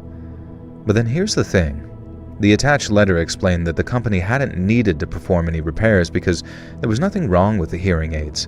This was obviously good news in a financial sense because they weren't charged for any repairs, just sort of an inspection. Dude, these stories, oh my god, what is this? Dude, what the fuck is this story? Like, the past 2 stories are just like, not even in the fucking woods, dude. Holy shit. Fuck, dude. I feel like no one's gonna fucking listen to this if it's just stories about... I mean, a blackout is freaky, but it's just like it's like this like long ass fucking reflection upon like a minor strangeness. Like,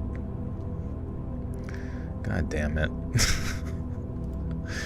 It's fucking Pacific Crest Trail. Whatever the fuck. I don't know. Talk to the editors to find some different stories on this shit. Alright. This was obviously good news in a financial sense, but because they weren't charged for any repair... The editors mess up. Well, it's like, it's gotta be tough to find a topic like Pacific Crest Trail, but if there's still like fucking 8 pages left of the story, and they've already left the woods, right? And most of the story's been about like a malfunctioning hearing aid, which could probably just be explained away by some sort of ham radio interference, as someone said in the chat. And if the rest of the fucking story is just to talk about how fucking creepy a ham radio interference is, I am going to fucking throw myself off a bridge. This was obviously good news in a financial sense because they weren't charged for any repairs, just an inspection. But if there was nothing wrong with Sean's hearing aid, then what the hell caused all that loud and painful interference in the middle of the woods? A few weeks passed after the hearing aids came back, and in that time, me and Sean had talked about the incident in the woods extensively. I guess I was so freaked out to see him all seized up from the pain that it lit a fire in my belly, and so any spare moment I had, I'd head down to the school's library and sit there reading books on hearing aids and how they work. And that's how I found out that while it's extremely rare, things like radio towers and even satellites have been known to result in extremely loud interference in certain models of hearing aid. The same sort of feedback can be caused by things like power lines, a car's electronics, or even things like digital security systems. But where were the power lines or security systems out in the middle of the woods? That was impossible, right? Unless, of course, we were just so happened to be walking above some kind of secret underground facility, which included top-tier security systems and a bunch of broadcast equipment. Now, I know, I can hear everyone also saying this moron watches too much InfoWars. Well, rest assured, it was just a dumb theory I was kicking around at the time, and I didn't take it all that seriously at the time. But given the absence of almost any other rational explanation, what choice did I have?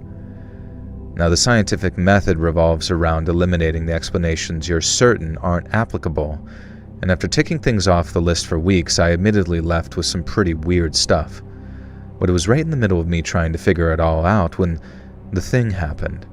The thing that kind of supplanted the why as being the crux of the whole freaking story. And I don't know if maybe some of you saw this coming. It wouldn't be the first time I've heard it, but to me, and everyone else who knew Sean, it came right out of the blue. I first heard something had... Okay, thank Christ, something else is going to happen. I thought it was just going to be the fucking...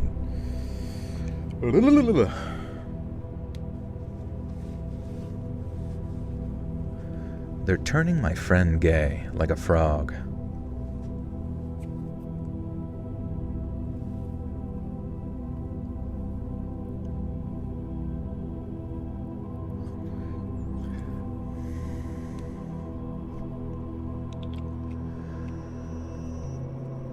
When you pick up old World War II radio signals bouncing off the ionosphere, it can get creepy. Oh, that is creepy. I wonder if... I don't know. The feedback can also be caused by hearing aids being turned up too much, too. Oh, that makes sense. Your B-Day is at midnight. Nice. Happy early B-Day.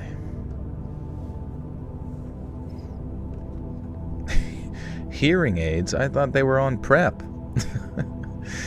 Is there going to be a Wendy's sponsor ad in this story? I hope so. I hope they just talk about how delicious Dave's quadruple is. Would you date someone creepy? What does that even mean? It's like the fucking crypt keeper. Hello, sweetheart. Welcome home. Oh,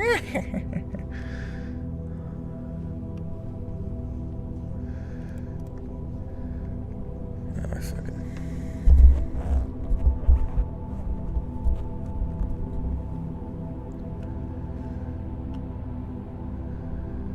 And I don't know if maybe some of you saw this coming. It wouldn't be the first time I've heard it, but to me, and everyone else who knew Sean, it came right out of the blue. I first heard something had happened as I was walking back to the dorms after class one afternoon. I bumped into a mutual friend of ours, and before I could even say hey, he asked what had happened with Sean. Now he said today, too, like he obviously wasn't referring to the whole hearing aid incident. And then when I said I didn't know, and he told me Sean had been arrested.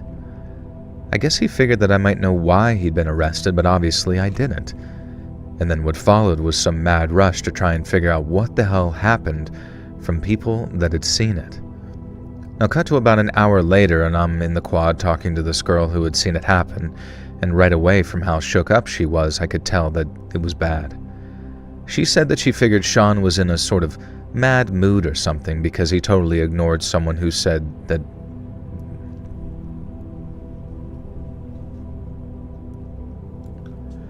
like stands at your bed in the dark just to say goodnight. Are we in separate bed? We're dating, but we're in separate beds? Like, I don't understand what you're talking about. You're dating someone, but they come in to visit your room. Not even like a 50-year-old married couple who's just like needs their space. It's the honeymoon phase, and you're in the guest bed.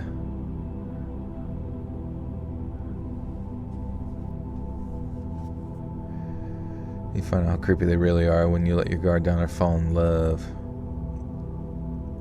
Fall in love.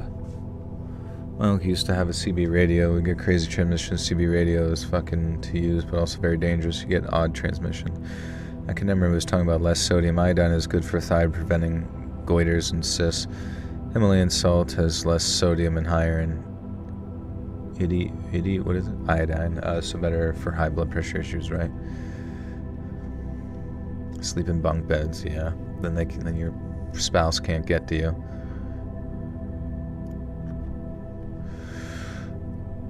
She said she figured Sean was in a sort of mad mood or something because he totally ignored someone. What the fuck is this saying? Because he totally ignored someone who said a mad mood.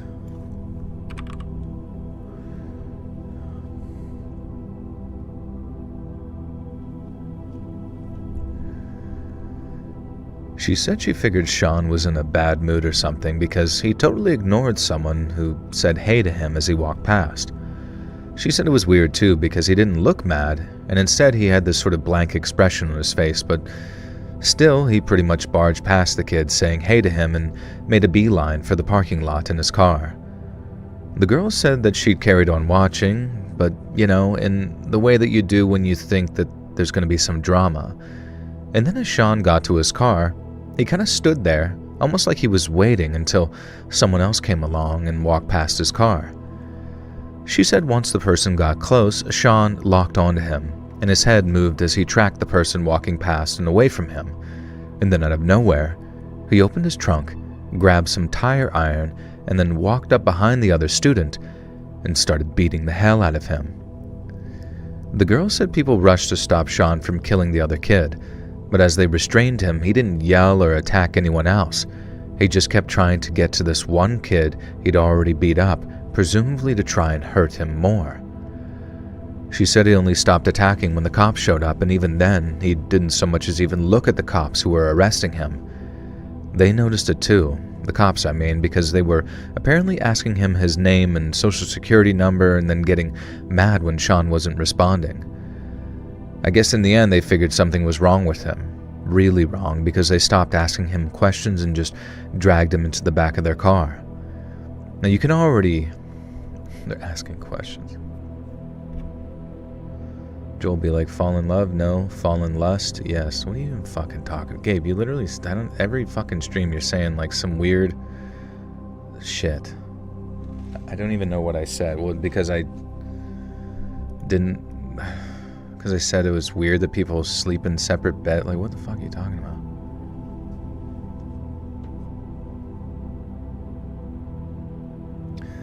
I thought I had a sodium deficiency a couple of weeks ago and rechecked my testing and discovered I no longer had a deficiency for 2 years. There you go. So I went on a date and we tried to watch Obsession. He had to stop watching because it reminded him of his crazy ex waking him up in the middle of the night and asked if he loved a red flag. That is fucking weird, waking him up.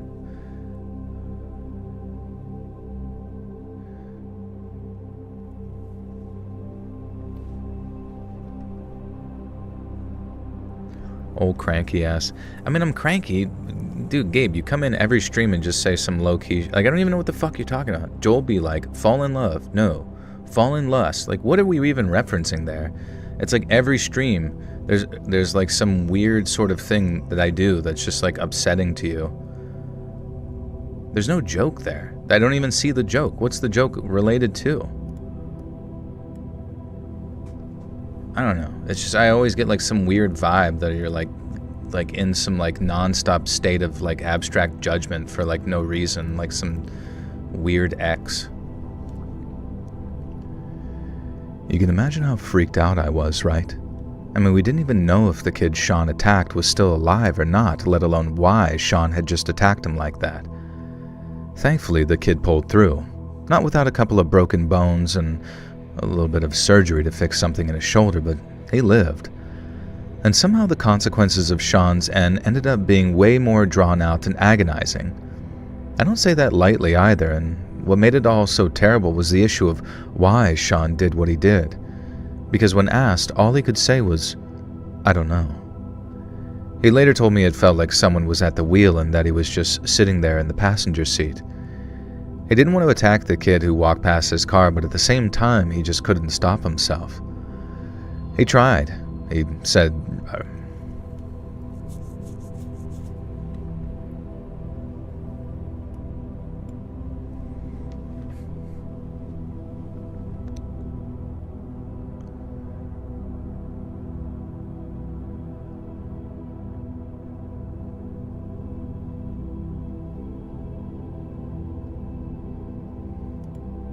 I dreamed you cheated on me.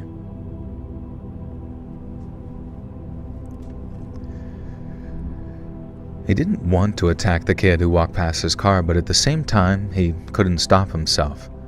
He tried all right, and said he remembered yelling at people in the quad to help him as he walked by, but he didn't. He didn't yell, and I don't know if he remembers it wrong or what, but not a single witness saw him yelling as he walked towards the parking lot that day. He just walked in complete and total silence. And that's what had me convinced that Sean had suffered some kind of legitimate mental break that day. Like he was so convinced of his own version of events, and it made him even more agitated to know that his own memories weren't correct. His mom and dad helped him get the best attorney they could afford, who advised him to just enter a plea of not guilty on mental health grounds. And the guy told the judge all about the hearing aid malfunction, the auditory hallucinations, as he called them, and said the violence pointed towards a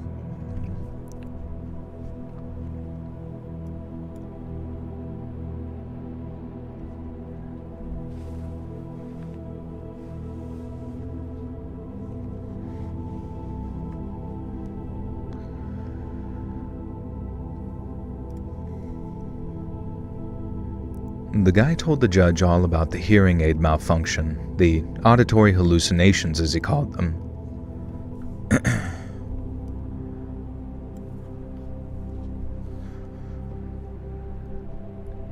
The guy told the judge all about the hearing aid malfunction, the auditory hallucinations as he called them, and said the violence poured in... I can't fucking read.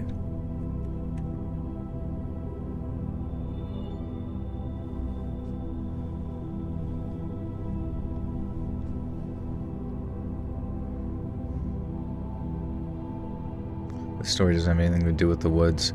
Yeah, 50% of it's like spent elsewhere. I mean, if the guy like went nuts later on in like the fucking in the woods against his friend, that would make a lot more sense because it's still, but you know, this is, I mean, I guess it's how the fuck are we gonna find shit about the Pacific Crest Trail and it like maintain exactly what we want? It's kind of next to impossible, but I don't know. It probably wouldn't be great. I just gotta tell editors that we're not trying to like force stories if it's not, you know what I mean, if they're not there or not, you know what I mean.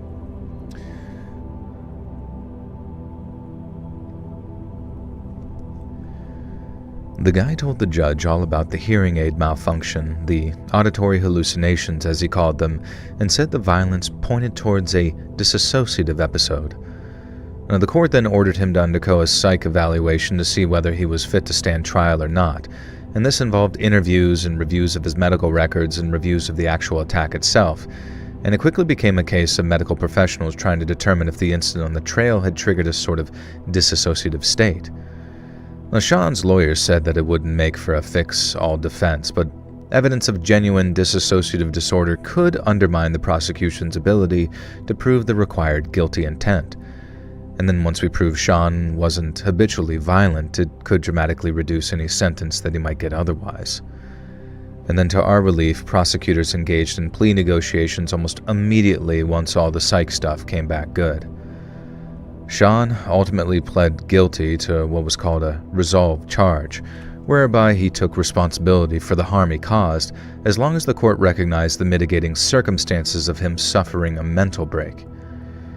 Now, the judge also heard from Sean himself, who expressed clear, remorseful recollection of the attack, but genuine confusion about the rage that had overtaken him. Instead of sending Sean to a harsh general population prison among violent offenders, he ordered 12 months in.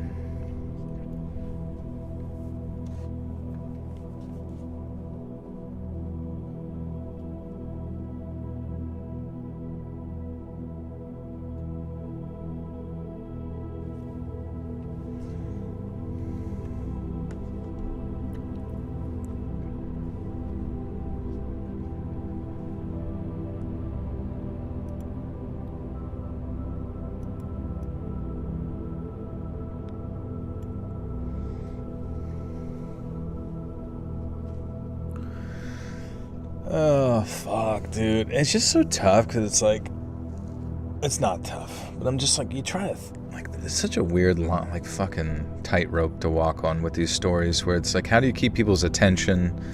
How do you make them not feel like what they just listened to had nothing to do with what they clicked on? You know what I mean? Like, it's just, I don't know.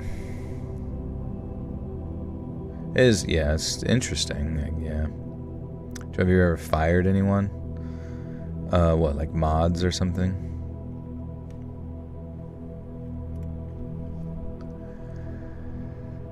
Instead of sending Sean to a harsh general population prison among violent offenders, he ordered 12 months.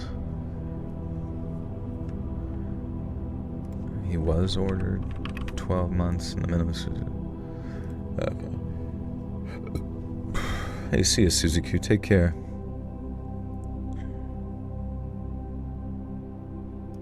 It does feel like medical mysteries, yeah. Instead of sending Sean to a harsh general population prison among violent offenders, he was ordered 12 months in a minimum security facility that specialized in mental health treatment. And here, Sean was given a psychiatric care.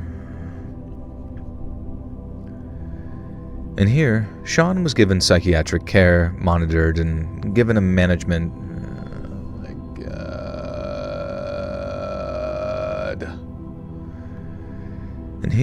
Sean was given psychiatric care, monitored, and given a managed regimen of medication.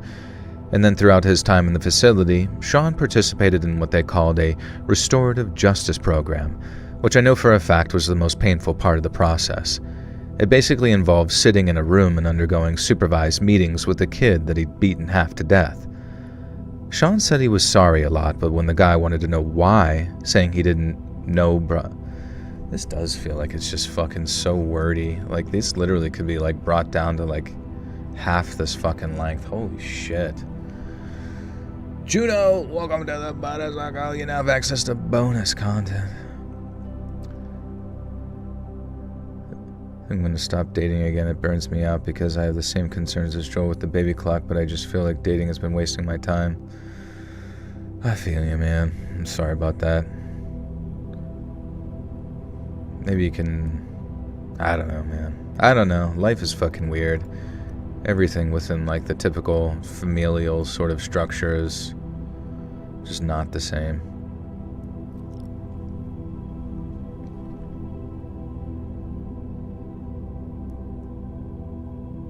I have to find the chat more entertaining, and some of these stories happen to go too long without any real climax or payoff.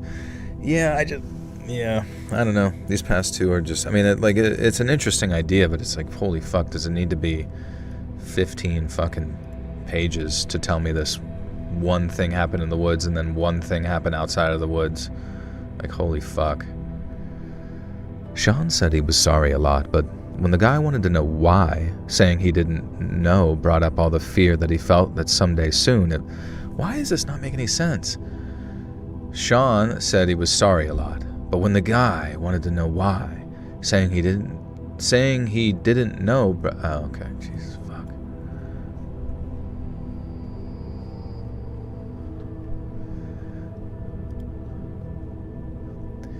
Sean said he was sorry a lot, but when the guy wanted to know why, saying he didn't know brought up all the fear that he felt that Dude, why does this sound so fucking grammatically strange? Sean said he was sorry a lot, but when the guy wanted to know why, saying he didn't know,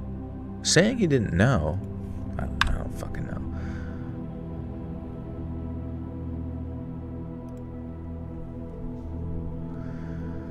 Sean said he was sorry a lot, but when the guy wanted to know why, saying he didn't know brought up all the fear that he felt that someday soon it might happen again. Every single why me or why then just made it harder and harder, but Sean stuck it out until the guy that he'd hurt said he'd forgiven him and even shook his hand. I guess it helped that Sean also completed acts of restitution, which helped repair the harm in a much more tangible way. And it was kind of crazy in a way. After checking out the prison without any kind of supervision, dude, I'm about to stop this story. This fucking sucks. Why does it keep going? Why does it keep going? Like, why does this keep going? Like, what else is there to fucking say, man? Like, what else is there to fucking say? Like, it's just, holy shit. Oh my god. Does it hurt this much to listen to me read it? When are you guys listening to these kind of shit on the channel? I guess that's why you guys fall asleep to this shit. Holy fuck.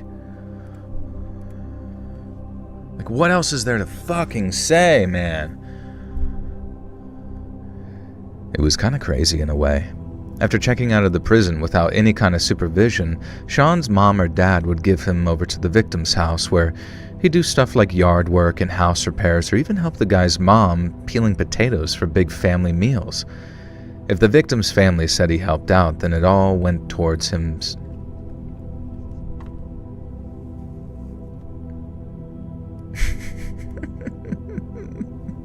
I don't hear about his fucking peeling potatoes. Where's the scary fucking part? Peeling fucking potatoes. What are we, on a fucking pirate ship? I helped him peel some potatoes. Oh my god. If the victim's family said he helped out, then it all went towards him. If the victim's family said he helped out, then it all went towards his time served and would eventually contribute to his early parole, too. Well, in the end, he got that early parole, and while it wasn't exactly a huge affair, we celebrated Sean's return with a close gathering of family and friends, and after that, it just became something we all lived with. I know Sean stayed in touch with the victim's family for a while after restitution was over, but I guess they drifted apart and lost contact over time, as folks are naturally prone to do. Sean never forgot it, though. The thing with his hearing aid, I mean, and while I know he takes his kids camping these days, they don't go anywhere near the PCT. I guess he's still scared it might still happen again someday, and while we're all confident it was just a crazy one-off, Lord knows, I'm scared too. Oh my fucking god. Oh my god. I've never read a story that's rambled on that fucking much. Holy shit. It was like Donald Rumsfeld trying to like talk about the Iraq war. To bore you into being, to like literally bore you into being okay with us bombing the shit out of your village. Okay, yes, I need you more with the $2. Is this hearing aid story still? Yes, bro. Jesus Christ. Wow. Literally nothing to fucking do with the trail other than like one little zap of the brain. God, I pray that these next... Because like, I literally don't even know if I can run this video if the next two stories are just like so wildly distant from what the actual topic is. Or I'll have to call it... I don't even know what to fucking call it.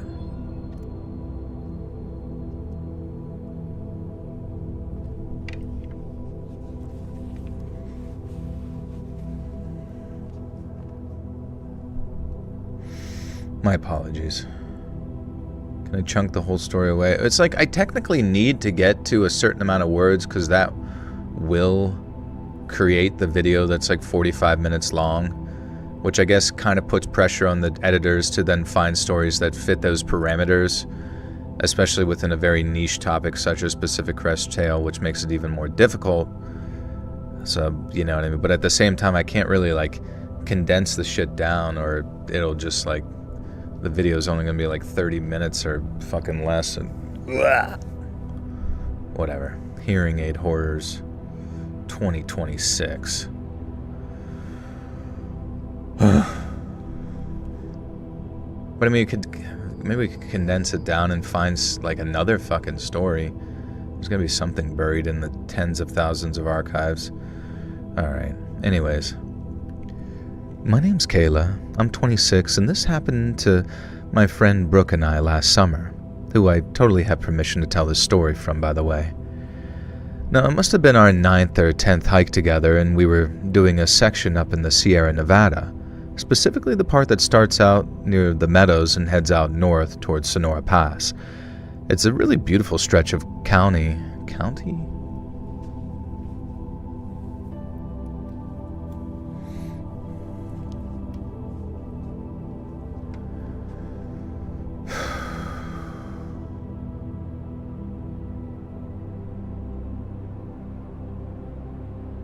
Oh my god. I don't even know.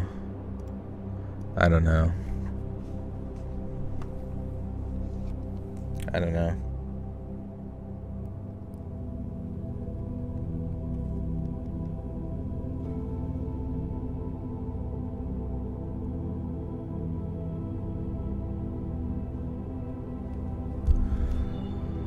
I don't know.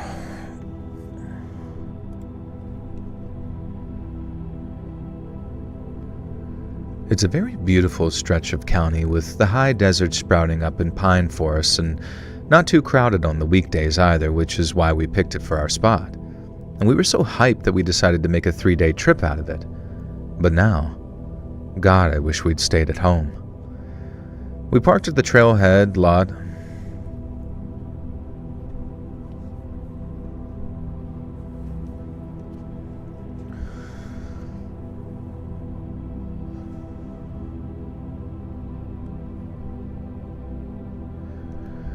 We parked at the trailhead lot off of Kennedy.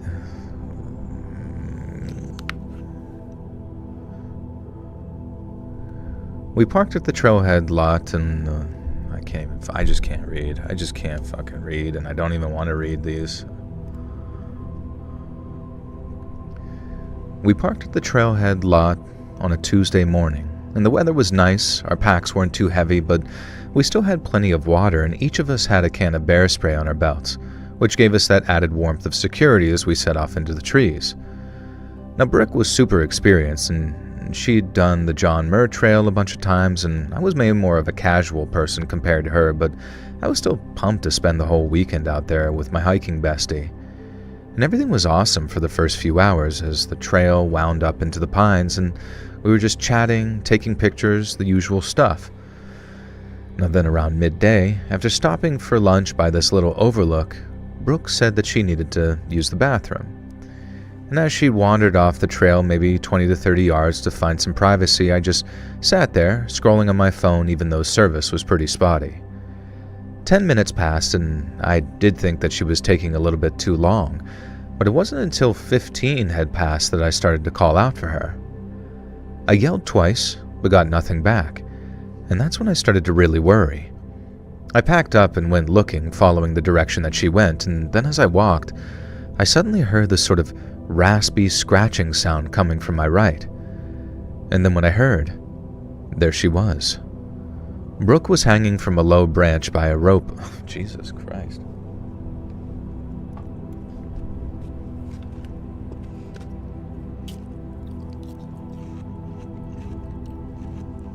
Anyways, what are you guys up to?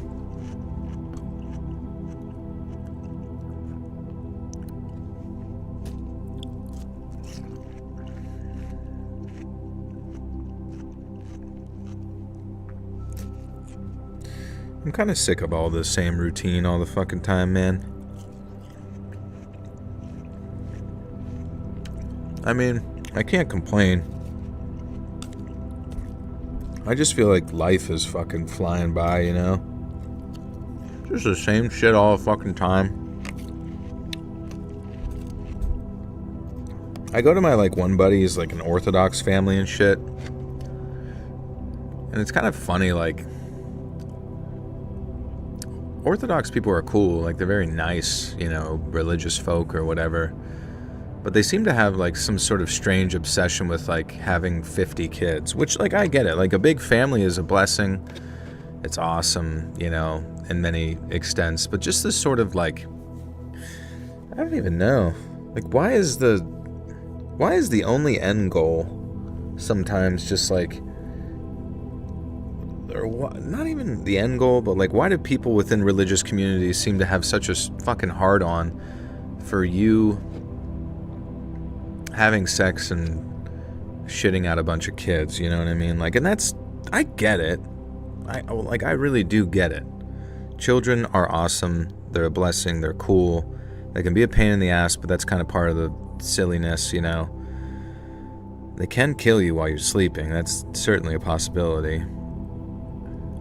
So, my Mormon neighbors, yeah, they kind of reminds me of the Mormon vibe, The Mormons kind of creep me out even more a little bit. I'm not creeped out, but, the Mormons are almost they sort of have that sort of like everything's perfect stare. Like as soon as you walk into a Mormon temple, they're spraying some type of fucking LSD gas in the air to just make everyone super cheery and jolly. But then if you go like in any further, they're like cutting people into little pieces or something whenever they break communion or whatever.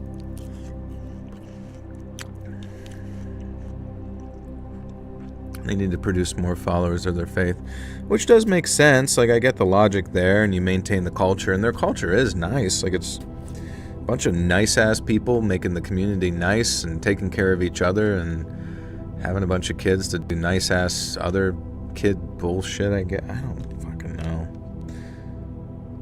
don't fucking know, but I'm just like, if you get kind of like roped into that, where like you have like 5 to 6, 7, 10 kids or some shit, and then you're just your day to day. I mean, obviously at some point you get to the point where you're like, this is my existence and I'm just happy for it or whatever. Who knows, maybe you're just like so incredibly stoked about like having a family that it's just naturally, you're just naturally proud of it.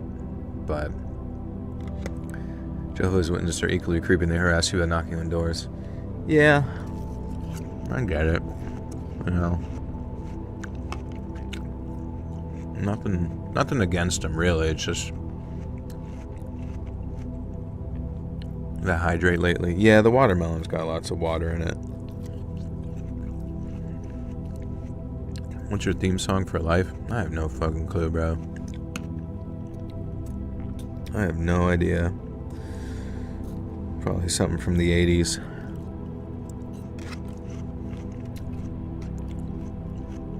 Simple folks, we can't all be extravagant. That's fair. Yeah, and I'm not saying I'm like extravagant or anything, but that's like I'm stuck between that like sort of simple life and like getting on a fucking rocket ship, you know what I mean? Going up with Bezos to low orbit. Pretending like space is real or something. Do I feel empty? I don't necessarily feel empty inside myself per se. I just feel like fucking directionless, you know? And there's something about the stories tonight that's just like manifesting in the directionlessness of where I am right now. To where they just feel so fucking just like routine. I don't even know. And I get it. Like, routine is good. It honestly is good. Routine is great, but I mean, the routine eventually has to end, right? At some point. Do I have a good friend? Yeah, I have lots of good friends. But at the same time, it's just, I don't even know. Go be a fire lookout for a season? No, I don't really like camping that much. I mean, it could be cool if I was like fucking forced to do it. How can I feel empty with all that fiber? That's a great point. I mean, there's really nothing for me to complain about. Like, I genuinely have everything ever. It's just, I don't know what the fuck. You know, it's probably just like I need more of a creative outlet of sorts. Do I have people to forgive or apologize to?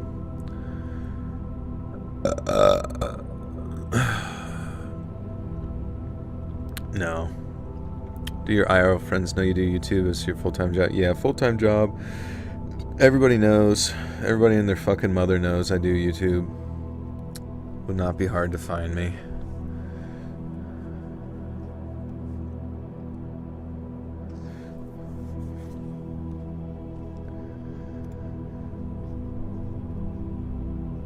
Brooke was hanging from a low branch by a rope around her neck. Her face was turning purple, her eyes bulging, but the length of the rope meant her toes were scraping the dirt, which in turn was keeping her from fully choking. She was struggling, feet slipping as I screamed and ran over, yanking out my knife from my pack after dropping and opening it. I saw through that rope as I sawed.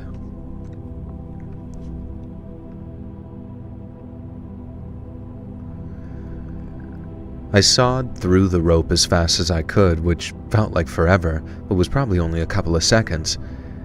As the rope snapped in two, Brooke dropped to the ground, gasping and coughing. I was crying and asking what happened, and then she grabbed my arm with this death grip, and with her voice very hoarse and raspy, she said, "He's close." No explanation, just pure terror in her eyes. I helped her up and we ran for the trail. We didn't stop to grab our packs, we just ran with what we had. We didn't stop for water, but anytime we slowed to walk, we kept looking behind us, expecting the man who attacked Brooke to be there. I asked what he looked like, and all she said, while panting, was, "All black. I didn't see his face." And the only other thing that she said before she started running again was how 1 minute she was peeing in peace and quiet, and the next, there was something around her neck. But that description alone scared the ever-loving crap out of me. It took us almost an hour to get back to the trailhead, and we were so relieved when we saw the cars. Our Subaru was right there where we left, but as we ran straight for it, with Brooke fumbling for the key, a guy in black clothes and a black mask stepped out from behind it. He didn't say a word, just started running right at us, and with some double scream we took off across the lot forward.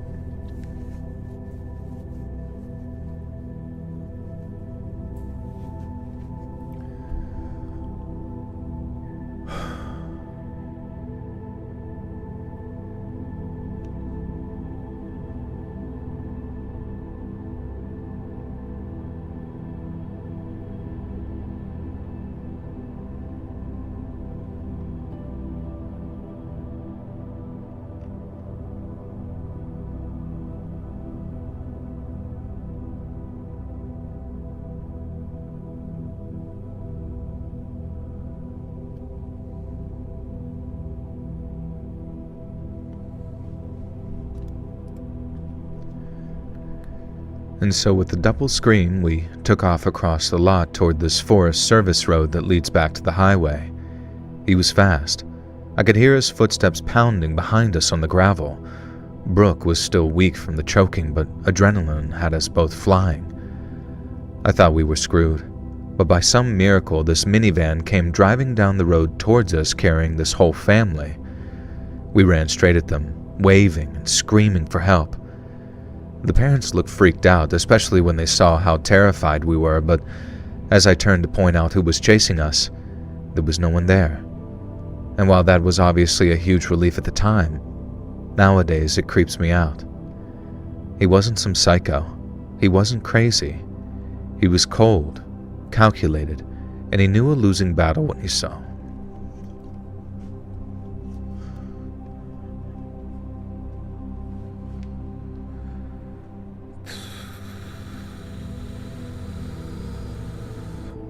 Starting a family is an excuse for people with nothing else going on for themselves, you know? Yeah, it's like I totally understand it, and I think a lot of people can do... I guess what frustrates me sometimes is like when I talk to the people with families, you know what I mean? I talk to them, and I know that there are people that have children and a family and do a lot of interesting things. And I'm not saying I'm the most interesting person at all, because I'm not. I literally sometimes just have fucking nothing to say, and I make the experience very boring because I'm just like, I don't even fucking know what to fucking say right now. But yeah, sometimes I listen to people and their family stuff, and it's just like I get it, but I don't fucking care, and it's not that interesting. And I genuinely wish the person that I'm talking to would maybe pursue something else besides just like coming in their wife. Like, you know, then that's fine if you want to do that. That sounds fun. It's great. But I mean, why don't they ever learn other things? Why don't I learn other things? Honestly, maybe I'm just pointing shit back at myself right now. I don't know.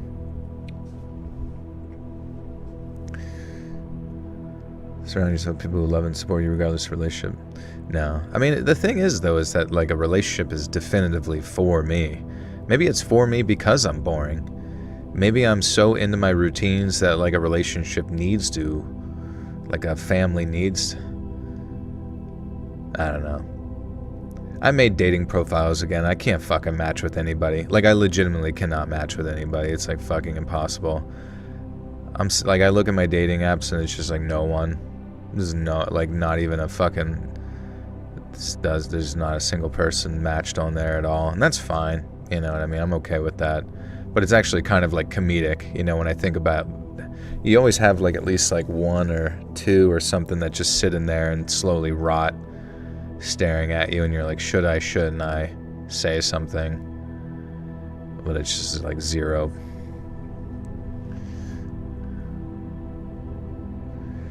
For what little it's worth, my life is very monotonous. I really enjoy these streams and occasionally have you read and respond to the comments. We all appreciate you, Dr. Pep. Thank you.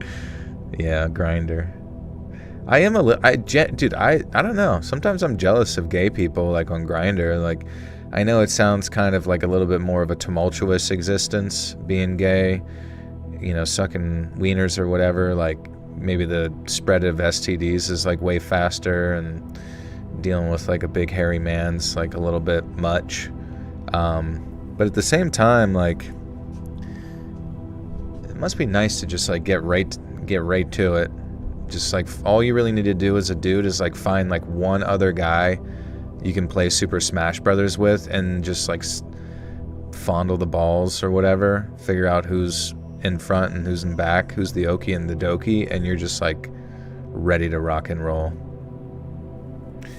My friend's baby imprinted on me when she was a wee squish a year ago. I'm her third favorite person these days. Might as well be co-parenting. I hated kids before this one. Bro, I feel you, man. Like, my buddy, who I like, you know, I've talked about them before. I've even had his daughters, like, you know, it was one daughter do like lines at the end of the stories and stuff.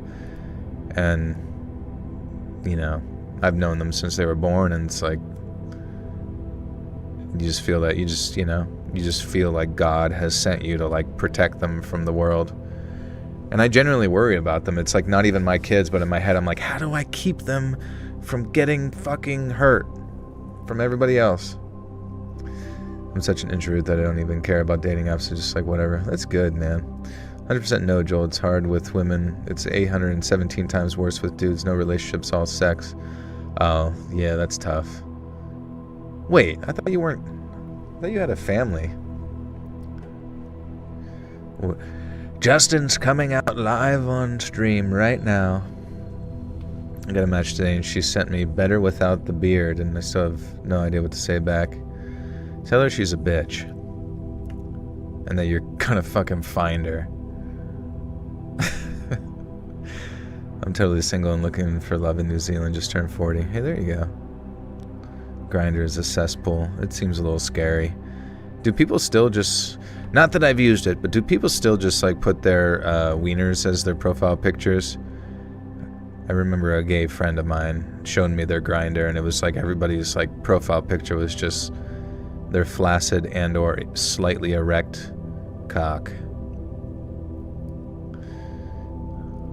I have a girlfriend, been with her for 6 months now. The cool part is we both have chronic illnesses. We truly understand if we get too tired or anything, stuff like that. That's good.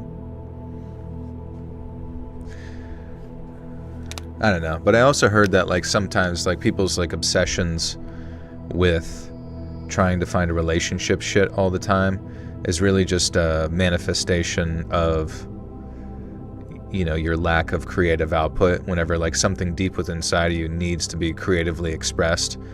And so instead of just doing that and finding like deep meaning in that creative expression, you know, you try to fill that void with some sort of like love, you know, that just cannot quite compare.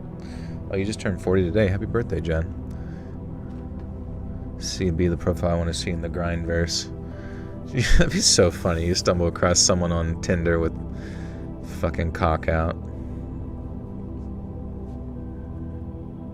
What's up, Kim Cox? Speaking of cocks, always said you gotta find someone that matches you crazy. Yeah, it seems definitively impossible now that I'm older. Like, I actually feel like I just like teleported forward in time from, because I'm 36 now, right? And like teleporting from whenever I was like on like dating at like 23, because I mentally don't feel all that much different other than like slight things. But at the same time, I realize it's like everyone is Like, it's not just like the fun phase in life anymore where people just want to get to know each other and like your, statistical probability of it occurring, or at least having like just fun with somebody or doing like a date or whatever, happens all the time. It's like now it's like, I've got 15 kids and my ex put a gun to my head, and you're like, oh my God. Am I picky about looks? I mean, I think everybody likes attractive people, you know what I mean? Sounds accurate to my life. Been trying to fill a creative void for 10 years and also can't find a man either. Well, maybe you just need to like hit that creative void as much as you can, because at least that you can control, right? Oh, you fucked up a stroke on the canvas? Well, let's just etch it out with another stroke. Or maybe you didn't like the way the story was progressing, you just change it, And then all of a sudden you're like, well, I'm in the fucking zone. Thanks, Jen. I like hairy women, yeah. Hairy women who ook and throw shit. By the way, I feel like the number of friends I let go because they got babies. I mean, you can still be there with them, but yeah.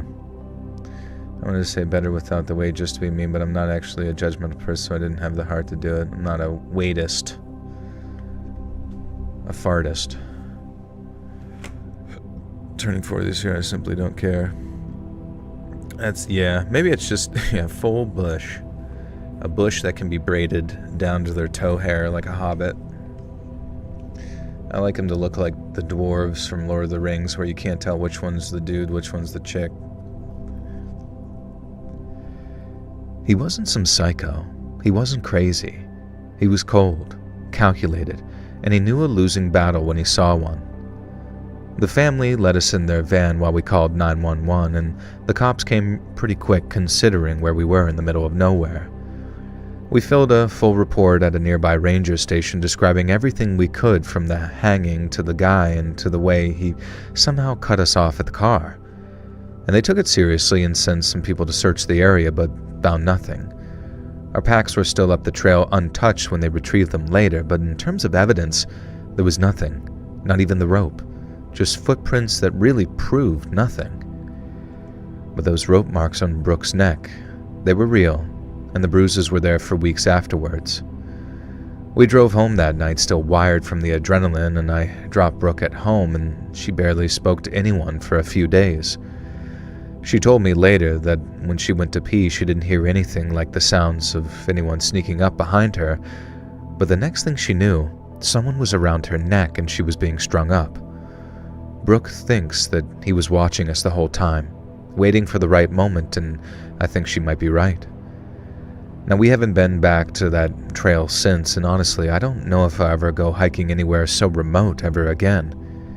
If you're thinking about hiking anywhere out of the way, especially solo or in small groups, please be extra careful. Tell people your exact itinerary, carry something with you with SOS, and never, ever let your guard down.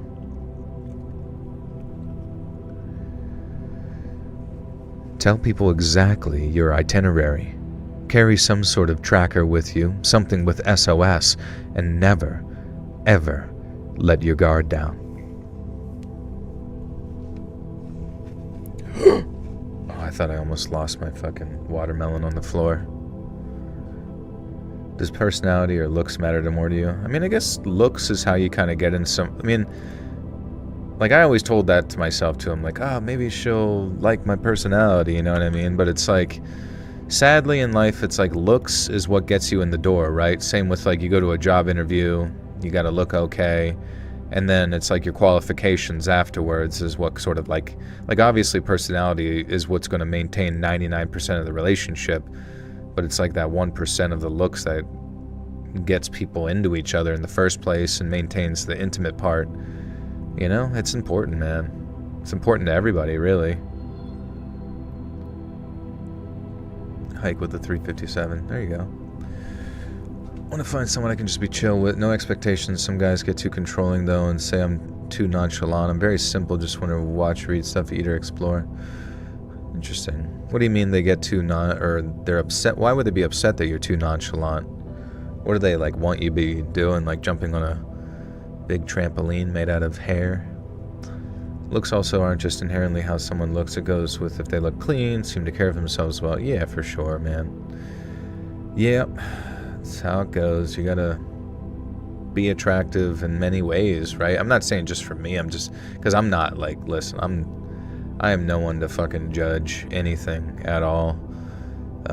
At the end of the day, like I'm like a, like if I look at myself objectively how I appear, I'm probably like a 6 or a 7 at the best, you know, very much like sort of whatever. So if you like her personality but she isn't super gorgeous, then it's a deal breaker. Well, I think you're kind of like self-judging yourself here right now, you know what I mean? Like you're kind of like wanting it, like I don't know, you know what I mean? I have no idea like what, like I'm not saying someone has to be super gorgeous, like there's all sorts of just like people I find attractive, but I'm just saying like that subjective experience of attractiveness can be objective between multiple people being like, oh, they're very beautiful, you know what I mean? But are you into brunettes, blondes, redheads, or crazy hair? I mean, I don't really care. I think every chick from every walk of life, like they're all fucking hot as shit, man. God made them the fairer sex. Personality for sure, looks matter obviously too, but if you have a mean girlfriend, boyfriend that looks, no, exactly. I mean, you don't need to tell me this shit. But I'm saying, once again, you know, like if you get in, like imagine someone has their glow up for the first time in life. You get in shape, you get some good clothes and a good haircut, whatever the fuck. Just look how people treat you differently. It's just like that's how life works. And like to have the expectation, you know, that someone out there is just going to like overlook, I don't know, a degree of non-good lookingness, whether it's like letting yourself go or this and all that, and then just say like, oh, well, they don't respect personality. It's just like, it's a weird type of cope, you know what I mean? That it's just too much to expect from another person. I'm sorry, you're not hairy enough. I used to think I was a 6, but I come off to see myself as a 10. Self-love is a wonderful thing. Yeah, I mean, but at the same time, you have to like be real about it, you know? Like you can't have some like inflated ego whenever you like interact with other people. Otherwise, like that ends up feeding into like some sort of weird narcissistic personality that expects the world. You mentioned Gladiator. I met Russell Crowe, chatted with him a bit. He's awesome in person. He seems cool, man. Yeah, I know he struggled with drinking or whatever, but I don't judge him. Sometimes that shit fucking sneaks up on you and it sucks. You have a withstanding personality though, Joel. I mean, look at how you've captivated all of us here. Your looks are important, but not actually for... Well, yeah, but I mean, like, you guys have an opportunity to get to know me in such an, you know, such a indirect way, right? You get to sit there and I wish I could like sit and observe other people and like get to know them. I think that'd be fun in this sort of like parasocial sort of sense. But like when it comes to my experiences in the online dating realm, it's like I have to impress them with, like, they don't know that I do YouTube. They don't know anything about me, you know what I mean? So it's like for them to be impressed, all the conventional measures that you need to impress somebody, like your looks, mainly your looks, right? On a dating app, it's in your pictures and your style or whatever the fuck. It has to be on point, otherwise it's like you just kind of get like thrown to the side. And that's, you know, I get it. Like I totally get it. Like if 80% of the people that I'm trying to go after are only going after like the top 10% of dudes, I get it, man. It makes total sense. They are the things that are desirable.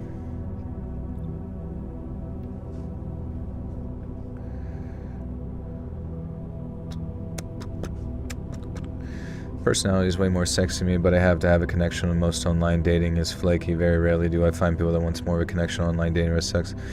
Yeah, it's tough. Like if you can't really meet somebody like in a short period of time in the heat of that like excitement, then it's like people just kind of like fade out of each other's lives online. It's just kind of like how it goes.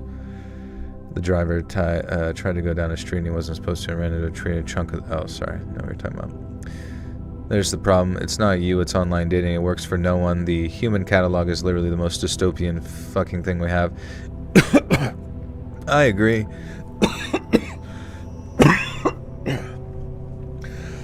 I choked on fucking cum. What the fuck? Mr. J, would you consider one of your fans?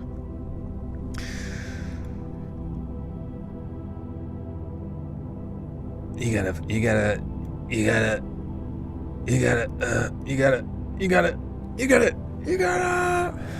Kevin Samuels used to say Beyonce is an 8. He was on point about women. The moment having a kid is a drop down. Then if they're in the 40s, they're fit, agreeable, and help. Yeah, I mean, it's just, I don't know. Like, I look at my one buddy, like, who got into that one relationship I mentioned before, and how, like, it's been such a struggle for him. And the woman that he, is with, is just so many red flags, and it's, I don't even know why he deals with it, to be honest, but I hate online dating because I can chat online like I can in person and get a good read on a person. Yeah, and sometimes it sort of like creates a nice, I guess, ice barrier, or icebreaker between you and another person, where you can kind of get to know each other through the repetitive state of just like chatting online. And then when you finally meet in person, you might be a little bit nervous, but it's like, at least now you like, well, we were talking, I guess we should keep doing it. Humility is a very attractive quality to me as well. Nothing more gross than someone who has an overinflated ego. I mean, you see it all the time, though. It's fucking genuinely weird. Like, just people who do literally nothing with their life, like at all, but for some reason are expected to be treated like some royalty. It's so fucking weird to me. Like that's like, once again, referencing back to my friend. He's like, has this girlfriend who's like 40, has a fucking kid, comes from like a tumultuous like relationship, has no fucking job, sort of parasitically mooches off of him, doesn't fucking do anything, doesn't even really help with his kids that much, is kind of like annoying as fucking lazy, but for some reason like thinks that like he's just supposed to be like this like chivalrous creature to her all the time, and like her be a stay-at-home. And it's like, my friend makes like no money, so like her, like she's just like delusional when it comes to money anyways. And I'm just like, what the, now me, I mean, that person would be fucking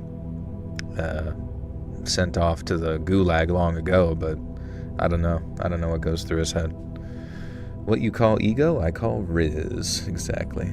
Imagine 2 people from your chat started dating. It's happened before, I swear to God. Like, I'm pretty sure Jensen, who is one of the mod, or is he a mod in here? I don't know, but I think he met his wife literally in here, which is hilarious. I mean, awesome, but I tried online dating once, but I hated the way that you have to sell yourself, plus the few people I met were so weird, it put me off completely. Yeah. I never had luck with online dating because most of the time you only have one chance to get attention. I have no skill for one-liners or clever icebreakers, so I have no hook. So yeah, it's fucking tough, and it's weird because, like, if you really think about it, think about this. We have so much technology, AI, that can like determine what is growing inside of your gut right now, probably from the heat on your skin, correlated with a million other variables, and probably read your mind and send information into your mind as well. But somehow these dating apps can't fucking figure out how to match you up with someone that you would actually be agreeable with, or match with someone at all. But then it'll sit there and like tantalize you over and over again, like, ooh, someone from 10 miles away. They're here, and they're this old, and they're it's like, who could they be? I guess you better buy premium to fucking check it out. And it's like, so you're basically saying you created an incentivization structure to not do what the app is intended to do, which is to create matches between people that can like enjoy each other. Of all, like, I mean, like, I understand in person if you meet someone and they turn out to be a psycho, sure. But like online, at this point with all the tech we have, it should be fucking a shoe-in. Like, I actually would pay like a one-time fee of like $1,000 fucking dollars if the algorithm would be like, scanning, thinking, fucking, this girl's perfect for you. She's a horse girl, though. Is that okay? That's fucking fine. Is she nice? She's really nice and pretty. Okay. You know, but instead, it's like it's actively trying to make you feel a degree of FOMO, so you end up paying a subscription fee for the hope that maybe something good might fucking happen in your life. But instead, even if you were to buy that fucking gym membership to dating, right, that you forget about and just let be, it will even more actively want to not connect you with someone due to the sheer fact that it would lose out on money if you were to match with somebody. And then when you find out which company actually owns all dating apps. Let's look into this. Not a horse girl, Joel. Joel, you got a problem with horse girls? I think they're too athletic, honestly. Alright, the short answer is no single company owns all dating apps, but Match Group owns a huge portion of the mainstream market. Match Group, the dominant company, owns many of the biggest dating brands including Tinder, Hinge, Match.com, OkCupid, Plenty of Fish, Meetic in Europe, The League, BLK, Burger King, Chispa, Upward, Our Time, Azar, plus dozens of smaller niche dating apps. Major apps not owned by Match Group include Bumble, Badoo, Bumble for Friends, Grindr. See, this is why Grindr people are having so much fun, because it's not owned by one big fucking Israeli conglomerate. And then the meta platform, Facebook dating. Damn. But I feel like maybe those first apps all owned by Match Group are actually completely cooked, because why the fuck would you get on there whenever they're like, there's no reason those groups buy all of those companies with the hopes to, especially with all of that data jumping around and like what your interests are, and like it can fucking scan your face as you see like a certain type of person. So if they wanted, they could put some fucking Chinese spy in your house tonight. But instead, it's like all it really wants you to do is just like feel constantly like hopeless, so it can farm your loosh and your like $10 a month or whatever. Stay away from the League. What's the League? It sounds interesting. Craigslist. Yeah, nobody can control Craigslist. I don't know. You might as well just walk up to somebody in the fucking grocery store and put a bag over their head with chloroform and take them home. Folks, take them home. Take them home. You met your wife at Costco, just keep asking for free samples and don't stop winking. Hey, baby. Let me eat your clam chowder.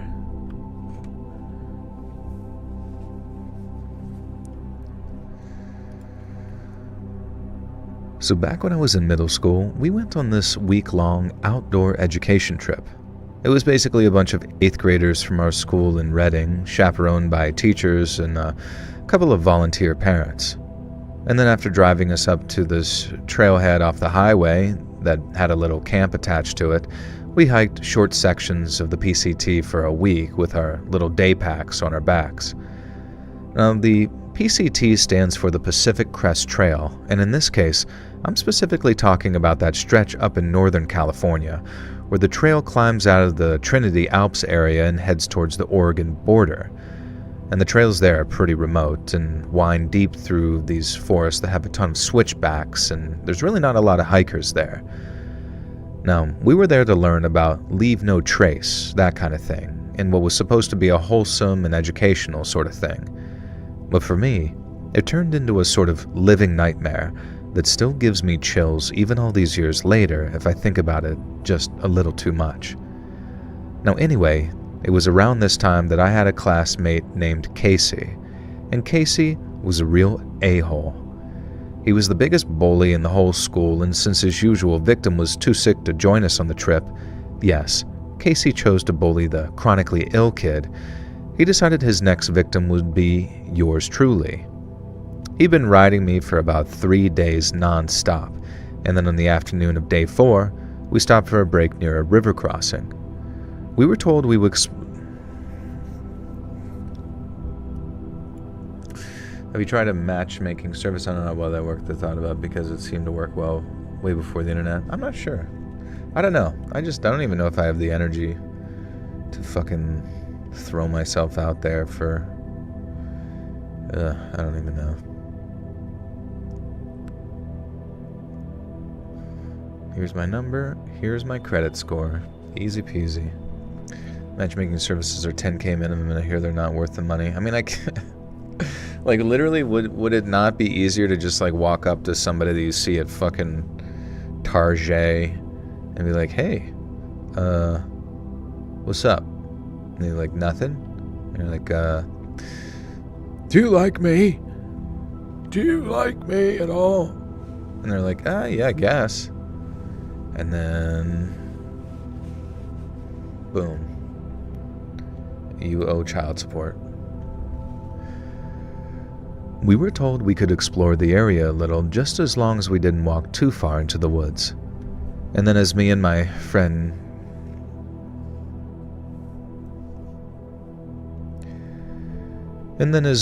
friend Jonah and I walked off, Casey and his little cronies followed until they were basically blocking us from getting back to the main group.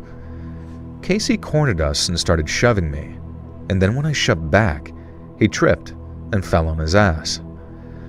Well, that made Casey really mad, and since he was like double my size, mostly in terms of how wide he was, Casey was pretty damn scary when he was mad. And it was clear he was going to beat the living hell out of me, and I guess I probably should have just let it happen to get him expelled or whatever, but at the time, I was more frightened than a long-tailed cat in a room full of rocking chairs, and so instead of being brave, I turned tail and ran. And I ran and ran, and didn't stop running until my feet hurt and I was totally out of breath. And then suddenly, I was alone among dense woods. And that's when the scared feeling really hit. I tried yelling, but only heard my own voice echo back very strangely, and I started walking faster, then jogging, but then stopped myself because I realized I was only getting myself more lost. I walked slowly, called out for Jonah, for a teacher, for anybody really, and then I almost pooped my pants when I heard a voice suddenly call out to me. There was an older man sitting on a log wearing old, comfy-looking hiking gear and looking like what I'd now describe as a typical thru hiker. I'm talking big beard, beat-up hat, and with a big old backpack leaning up against a tree close by. He gave me this warm smile as I turned to look at him and then waved me over while asking me what the matter was. And I told him that I ran away from my school group. I ran away from my school group. I don't know what to do. I lost my friends. Oh no. Oh, I lost my fucking friends. Where is everybody? I'm a little too obsessed with the enemies to lovers trope. The enemies to you're getting bent over trope. To show dominance. That enemies to lovers trope is most prominent, Justin knows, from his favorite romance novels that take place in prison. Just hang out at the nearest GameStop and wait for a pretty girl to show up. Gabe, that's a great point, honestly. I'm sorry for being a jerk earlier. You've redeemed yourself. But I will find you.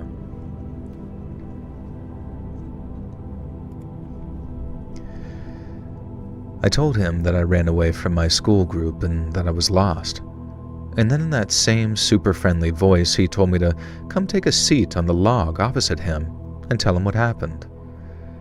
Now, I was kind of nervous, but mainly relieved that someone was there, and an adult too, so after sort of unshouldering my pack and taking a seat on the log, I started telling him my story. I told him I got separated from my school group and that I was being bullied pretty badly, and that now I was scared to go back because I thought that I'd be in even more trouble. He listened, nodded along, and then told me to hang in there because school years were actually some of the hardest of a young man's life. He seemed to hit all of my problems on the head when he said my biggest problem was that I had no control over my time or who I spent it with, and he said that he'd point me back in the right direction and have me reunited with my teachers and fellow students in no time. But first, I had to listen to a story of his, one he thought would help me very much. Now, I bet you're all thinking that he told me some Disney-style story that taught me a few life lessons, huh? Well, the man's story sure taught me something, all right, but while the lesson was heartfelt, it wasn't wholesome, not by any stretch. And in so many words, the man started explaining trail angels to me, and how they're folks who help take care of hikers in their spare time, and sometimes full time too, depending on where you are. The man explained how he'd been a trail angel once, a long time ago, but by the time I met him, he did something different. He started talking about this hiker that he'd been keeping an eye on for a few weeks. This strong, independent solo hiker who, by the looks of things, was out there to really test himself. The man leaned in and his tone changed a little as he explained how he liked to leave food in the hiker boxes.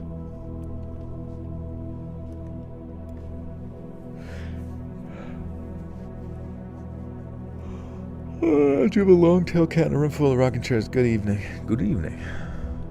My friend found her ex on VR and her fiancé at a convention. Are they both the same person? I have to piss.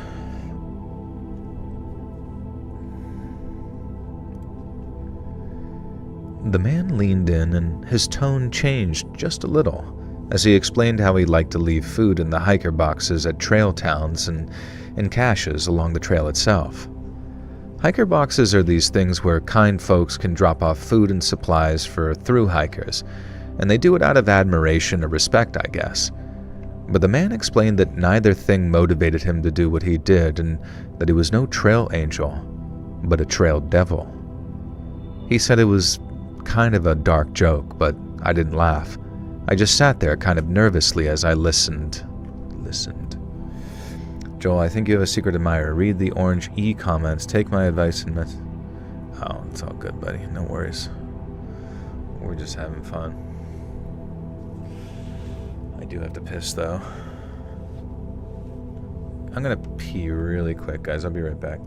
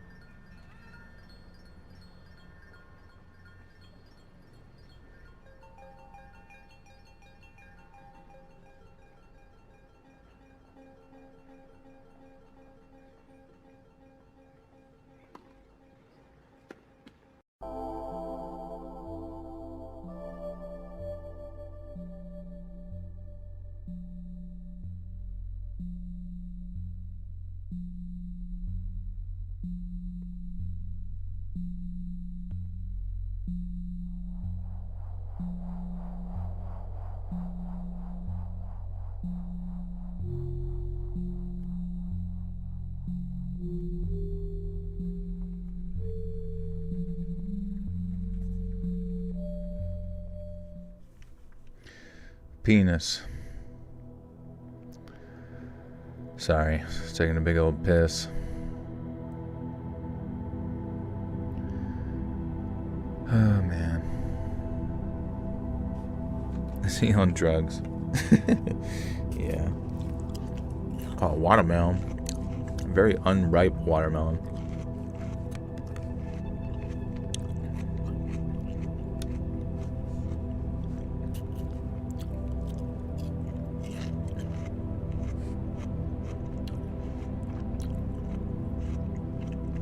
Piss galore. The Overwatch team is proud to introduce a new character that will transcend all progressive things ever. Introducing a trucker's piss bottle filled with syphilis. And it's just an inanimate object. Bottle filled with piss. And then if one of the characters knocks it over, they slip on it like a banana peel.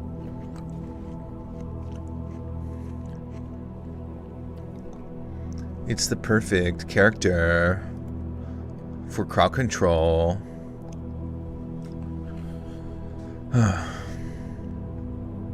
Okay.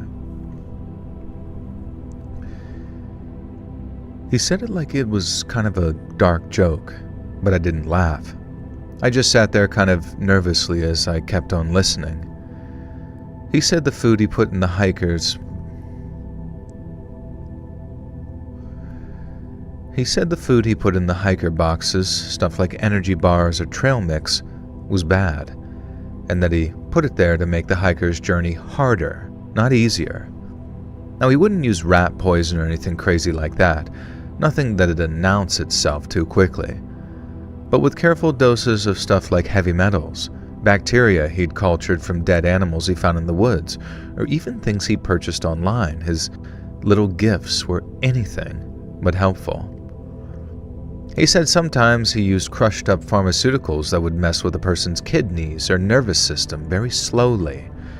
The symptoms just made it seem like their stomach wasn't agreeing with them, and at first there'd be nothing but tiredness, stomach ache, and maybe liquid brown. But then over the course of the days that followed, while far from any road, the hiker would slowly waste away.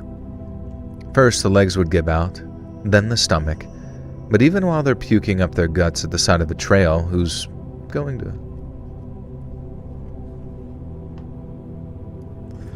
I didn't know the Marvel Rivals game was for turbo pervs. Honestly, the weird thing is about like the Gooner outfits that they have in Marvel Rivals, to me, was like outfits that they had for characters in like games forever, you know?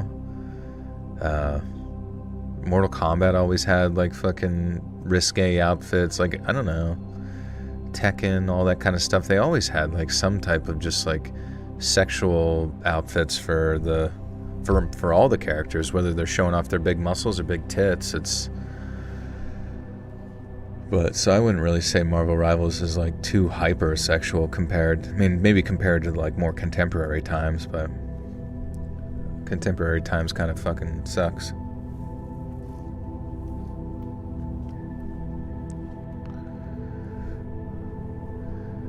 First, the legs would give out, then the stomach. But even while they're puking their guts up at the side of a trail, who's going to assume they're eating poisoned food? Some hikers catch on, sure, but just as many assume it's nothing but the altitude or bad water. And the ones that pushed on into town would sometimes find themselves standing face to face with the person that poisoned them, as the man said he positioned himself in places hikers usually stopped after long days on the trails. He said he liked to see up close what he'd done to the strong ones, and how he would play the helpful local just to mess with them even more. He would say, "Oh man, Sorry to hear you're sick, but let me buy you a coffee to perk you up a little. But he'd have his own creamer or sugar packets with him, stuff he'd lace with whatever poison he was dealing in at the time, giving them a whole new dose of whatever was bothering them while they were still fresh from the trails. Now, I'm doing a lot of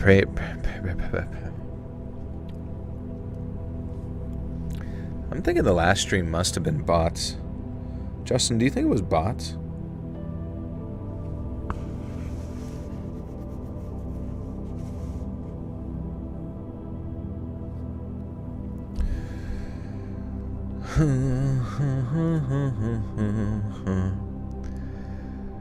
I'm doing a lot of paraphrasing here, of course, and what he told me came thick and fast, and so fast I was just frozen with fear on that log. But as he got into more and more detail, I realized the stranger was no friend, but a really bad man. And by the time he started to describe the hiker's slow decline and death like it was the most beautiful thing he'd ever seen, my skin was about ready to crawl off my bones. Now I realized that this wasn't just some made-up story.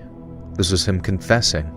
He was telling me because he thought that I was just some scared kid who no one would ever believe if he repeated something so incredibly disturbing.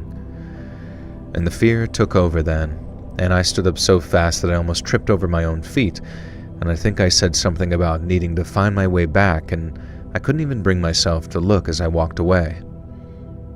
All I heard was him saying something like, "Trail's that way, about a half a mile back." He didn't try to stop me, but it was like I could feel his gaze burning into the back of me, and it made me feel like prey. I walked for fear that he'd... Brad Pitt has 3 biological children, not 9,000 adopted Africans. Oh. I thought they adopted a bunch of African kids or something, or like random places. Yeah, I think the past 2 stories have definitely been way better than the first.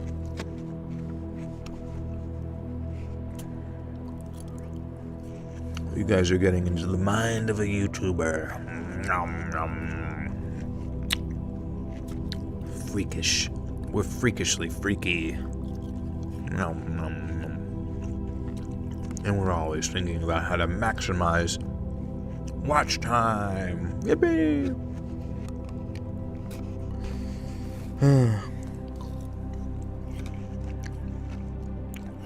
The rain just hit me like a freight train. Hell yeah. Okay. He didn't try to stop me, but it was like he could feel... Okay. I walked, out of fear that he might chase me, but when he shouted something extra, I bolted in such a panic that I can't even remember what he said. I felt branches whipping against my face as I ran, and my pack was bouncing painfully behind me, and I was sobbing and yelling for my teacher the whole time. My legs felt like they were about to give out by the fear of what that man would do to me.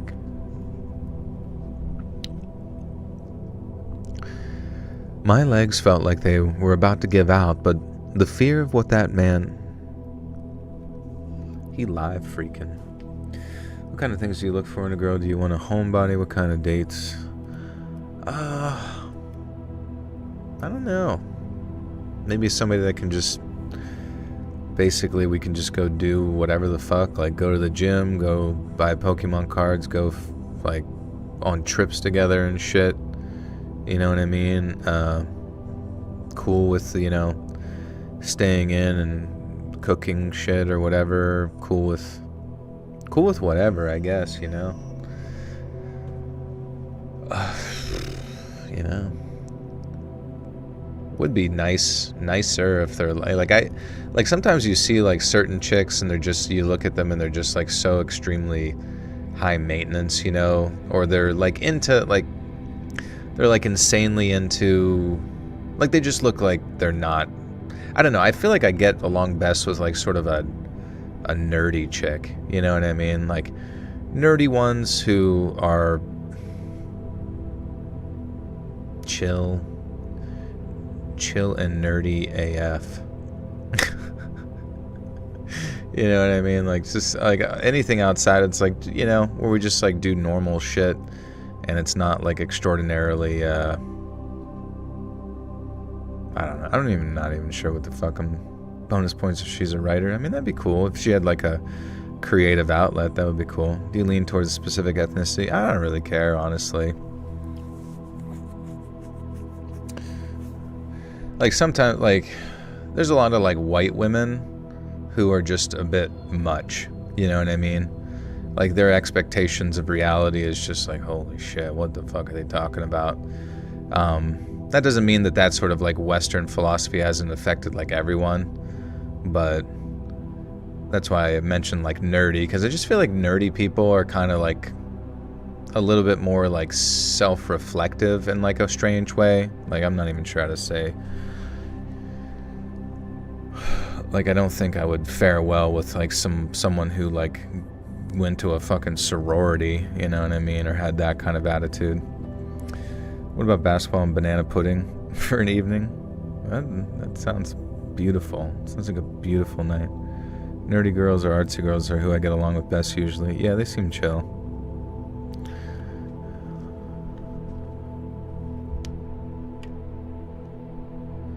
The brainwashing is insane. Yeah, I don't know.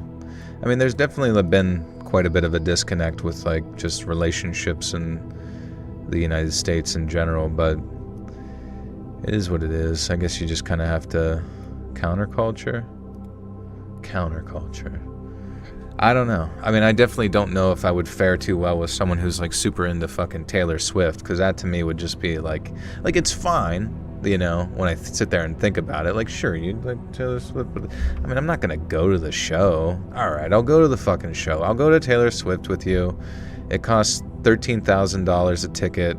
We're flying to Spain. Do whatever makes you happy, dear. My partner thinks I'm a weirdo. He goes fishing in real life. I go fishing in my video game. Well, I can understand. I mean, you should go fishing with him in real life sometime just to feel it. You might actually really like it. Like, I'm not joking. Like, fishing, out of all of, like, the outdoorsy bullshit, is the most chill one. Because he'll fucking, you know, he'll bait your line. He'll tie all that shit up. If you throw it in a fucking tree, he'll get it for you. He'll probably have like a Diet Mountain Dew available in a cooler, or a beer, or whatever the fuck you want. You know what I mean? That sounds like a nice way to actually bond with your guy. It's really like very, very low key compared to like shooting a fucking like buck, right? Shoot a fucking buck and then you gotta like rip its guts out and then drag it 10,000 fucking million years. It's American culture because as Latino, I'm not into the Swift stuff. There you go. I am a bit of a Swiftie, I guess, maybe secretly. I was testing you guys. You never been able to catch a fish. It's an exhilarating experience, honestly, and it's a skill as well, and it's a neat little thing. Don't always need to take it with you either. You can just like throw it back in the fucking toilet. My legs felt like they were going to give out, but the fear of what the man would do kept me moving. I burst around a corner and literally ran straight into Miss Ramirez, one of the chaperones. And she'd been out searching with a couple of other adults, and when I ran into her, Oh, you guys are both Swifties. Interesting. I really can't imagine like a male Swiftie. Like especially a straight male Swiftie. I just can't even like picture that necessarily in my head. Not knocking them or anything like that. I kind of have like a low-key feeling that maybe your husband is lying. I don't know. I'm not really interested in people who gender their interests, you know, do it because it's cool and fun. You just misgendered my fishing pole. She'd been out searching with a couple of other adults, and when I ran into her, she grabbed me in a hug while I told her everything. The man, the poisoned food, and the trail devil stuff. She got me back to the group when the police came up with the nearest town that evening. Came up from? A bit like a brony. Yeah, right. I fish every week. It's my first outdoor activity. I do it every week with my 4-year-old, and we catch giant bluegill. That's awesome.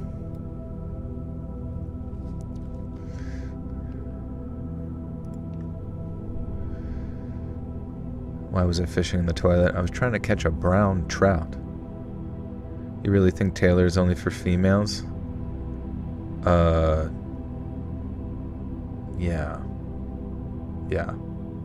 I don't know what to say, dude. Like, I don't think there's ever been like a... I mean, I'm sure there's some Taylor Swift songs where I'm just like, you know, you're at a bar and we dated when we were young and then we fucking weren't dating anymore. And you're like, okay, I can kind of see the appeal, but like... I'm not fucking putting that on in my car by myself as I'm cruising down Highway 69, baby. Get that the fuck out of here, bitch. She got me back to the group, and the police came up from the nearest town that evening. I told them the whole thing, describing the guy the best I could, but I never heard anything back. My parents said the cops probably followed up but couldn't find him, but I was just a kid, so I guess they must have shielded me from a lot of the details since they were the ones talking to them. And I still think about it every time I see those little hiker boxes at the trailheads and the idea that someone out there is playing God, and it makes me sick. That stretch between the Trinities and the Oregon border has always felt a little darker to me ever since, and I'm sure as hell not taking my kids around there anytime soon. Shake it out. Ooh, ooh, shake it out. Ooh, ooh, ooh, shake it out. Dude, okay, was there ever, let's ask AI, was there ever, or you guys are the resident Taylor Swiftie fans, was there ever a Taylor Swift album where she sang over synthwave beat, synthwave? It's your birthday. Happy birthday, Julia. Okay, here we go. If you mean true synthwave, the cinematic retro 80s style associated with artists like the Midnight FM 84, Time Cop, etc., Kavinsky, then no. Taylor Swift has never released an album that fully embraces that genre. However, she has come very close in places. 1989, the closest overall. The album most people point to is deliberately inspired by the 80s synth pop, with vintage synthesizers, drum machines, and glossy electronic production. Jack Antonoff and Max Martin leaned heavily into the sounds and artists like Peter Gabriel. Okay. Well, I don't know. I genuinely think, and this was years ago, so it's like, this is a thought that's just completely expired, never will happen, so it's fine. And maybe I'm just clueless to Swiftie shit. But if Taylor Swift did a collaboration with The Midnight and made a collab album, right, where it was all the Midnight's like beats and like synth shit, which sounds really good, I must say, Time Cop, all that kind of stuff. If she just sung over those, I'm not joking, it would be like the biggest album of all fucking time. Because I'm telling you, if Taylor Swift can convince people outside of her sort of cult, it's a very large cult, don't get me wrong, but if she can convince someone like myself to enjoy her shit, she'll be the next trillionaire, like Elon Muskington. I had a male music teacher at community college who was absolutely all about Taylor Swift. He always find a way to bring her into conversation during a class session. You know, I don't get it. I don't knock anyone for having their interests. You know, you have your interests. It is what it is. You should review Hokum for your next movie review. I did see Hokum. It was I would say better than, well, it had more structure than The Backrooms, had more structure than Obsession, but I don't know. It was just, I don't know. It's one of those movies where you see it, it comes, it's over, and you're just like on with your life, you know what I mean? I was catching you in live, bro. Thanks for getting me through lots of traffic and long drives. You're welcome, bug eye. Good to see you, bro. Are you ready for it? The blood pop version. Maybe it's what you're thinking of. Maybe. I had a middle school teacher back in 2008 who loved Christina Perri. I think her name was specifically Jar of Hearts. I don't know. Maybe they go to like secret clubs at night and you just don't know about it. Alright. Oh yeah. That stretch between the Trinities and the Oregon border has all... Border. What's the last memorable horror movie you've seen? Last memorable horror movie?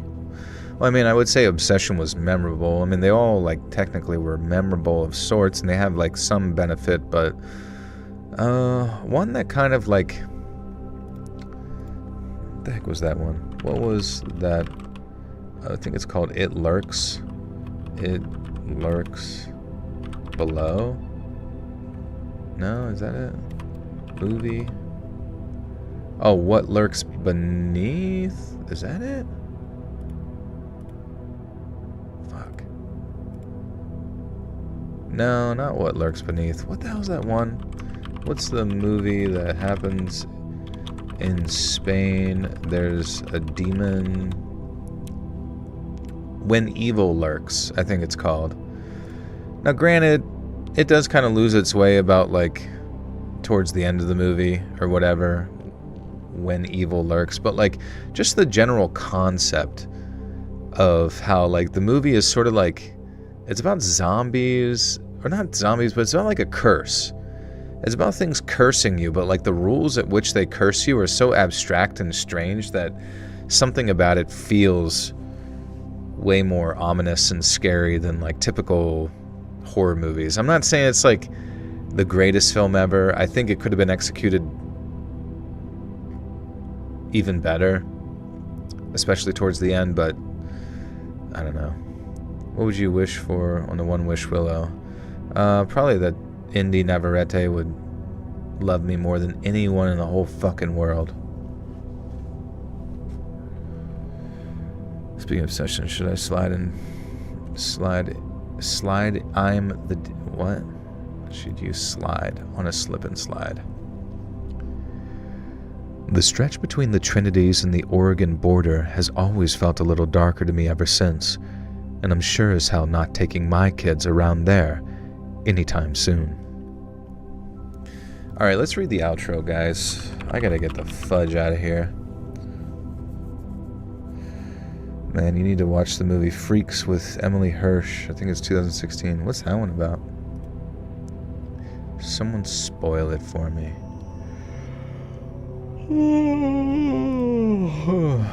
She dated women, Joel. Are you okay with that? Oh, I don't care if, like, I feel like everyone's like a little bit bisexual, and then eventually they get to the point where they're like, okay, I found my husband. You know. Especially if you're like a hot chick, you're just like in the realm of like arts and theater, like you're probably gonna be like a tad bisexual. It's just kind of how it goes. You say something about your cat theory and obsession a few streams ago. I just watched it last night. Didn't you say something about your cat theory? Yeah, what was my cat theory? That Indy was actually the one that killed his cat just so she could connect with him. And that wouldn't that be insane? Wouldn't that be fucking insane to find it? Well, what if you found out that Indy wasn't actually possessed by any sort of like weird... She was just Latonks. Indy's real name is Danielle. Holy shit. We know the secret lore.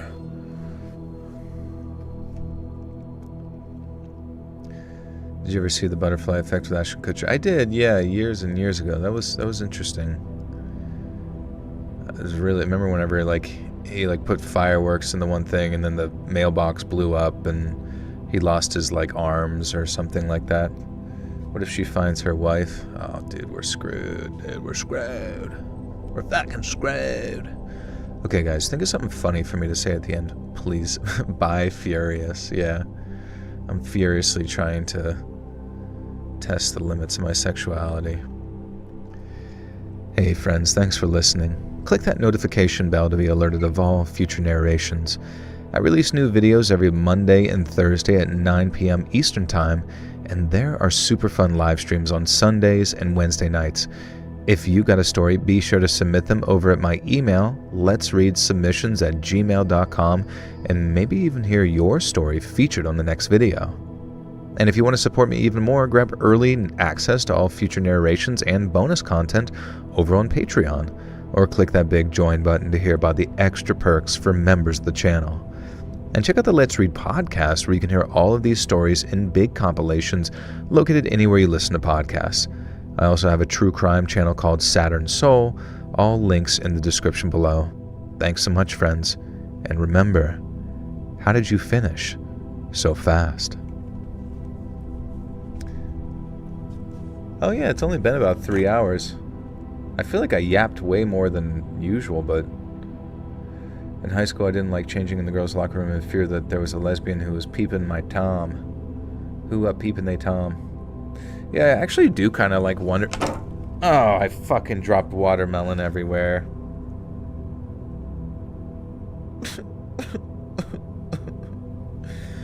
Fuck. This is hell on earth. I've been cursed by one of you fucking astrologists. One of you astragalus. Fuck, dude. This is...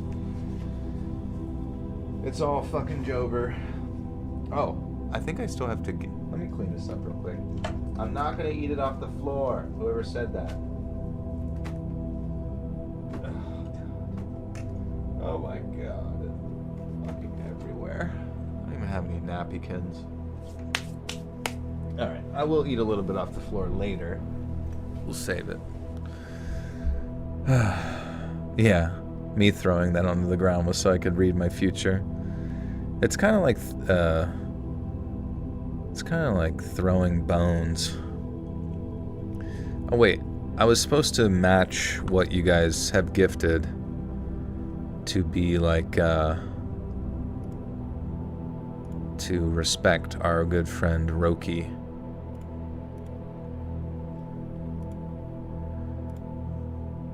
I'm also so sad that last stream was just a botting situation. I thought we were actually having like organic growth for a freaking second in our life. Okay. Gifted membership gifting. 50 gifted members. I hope you nerds are ready for this.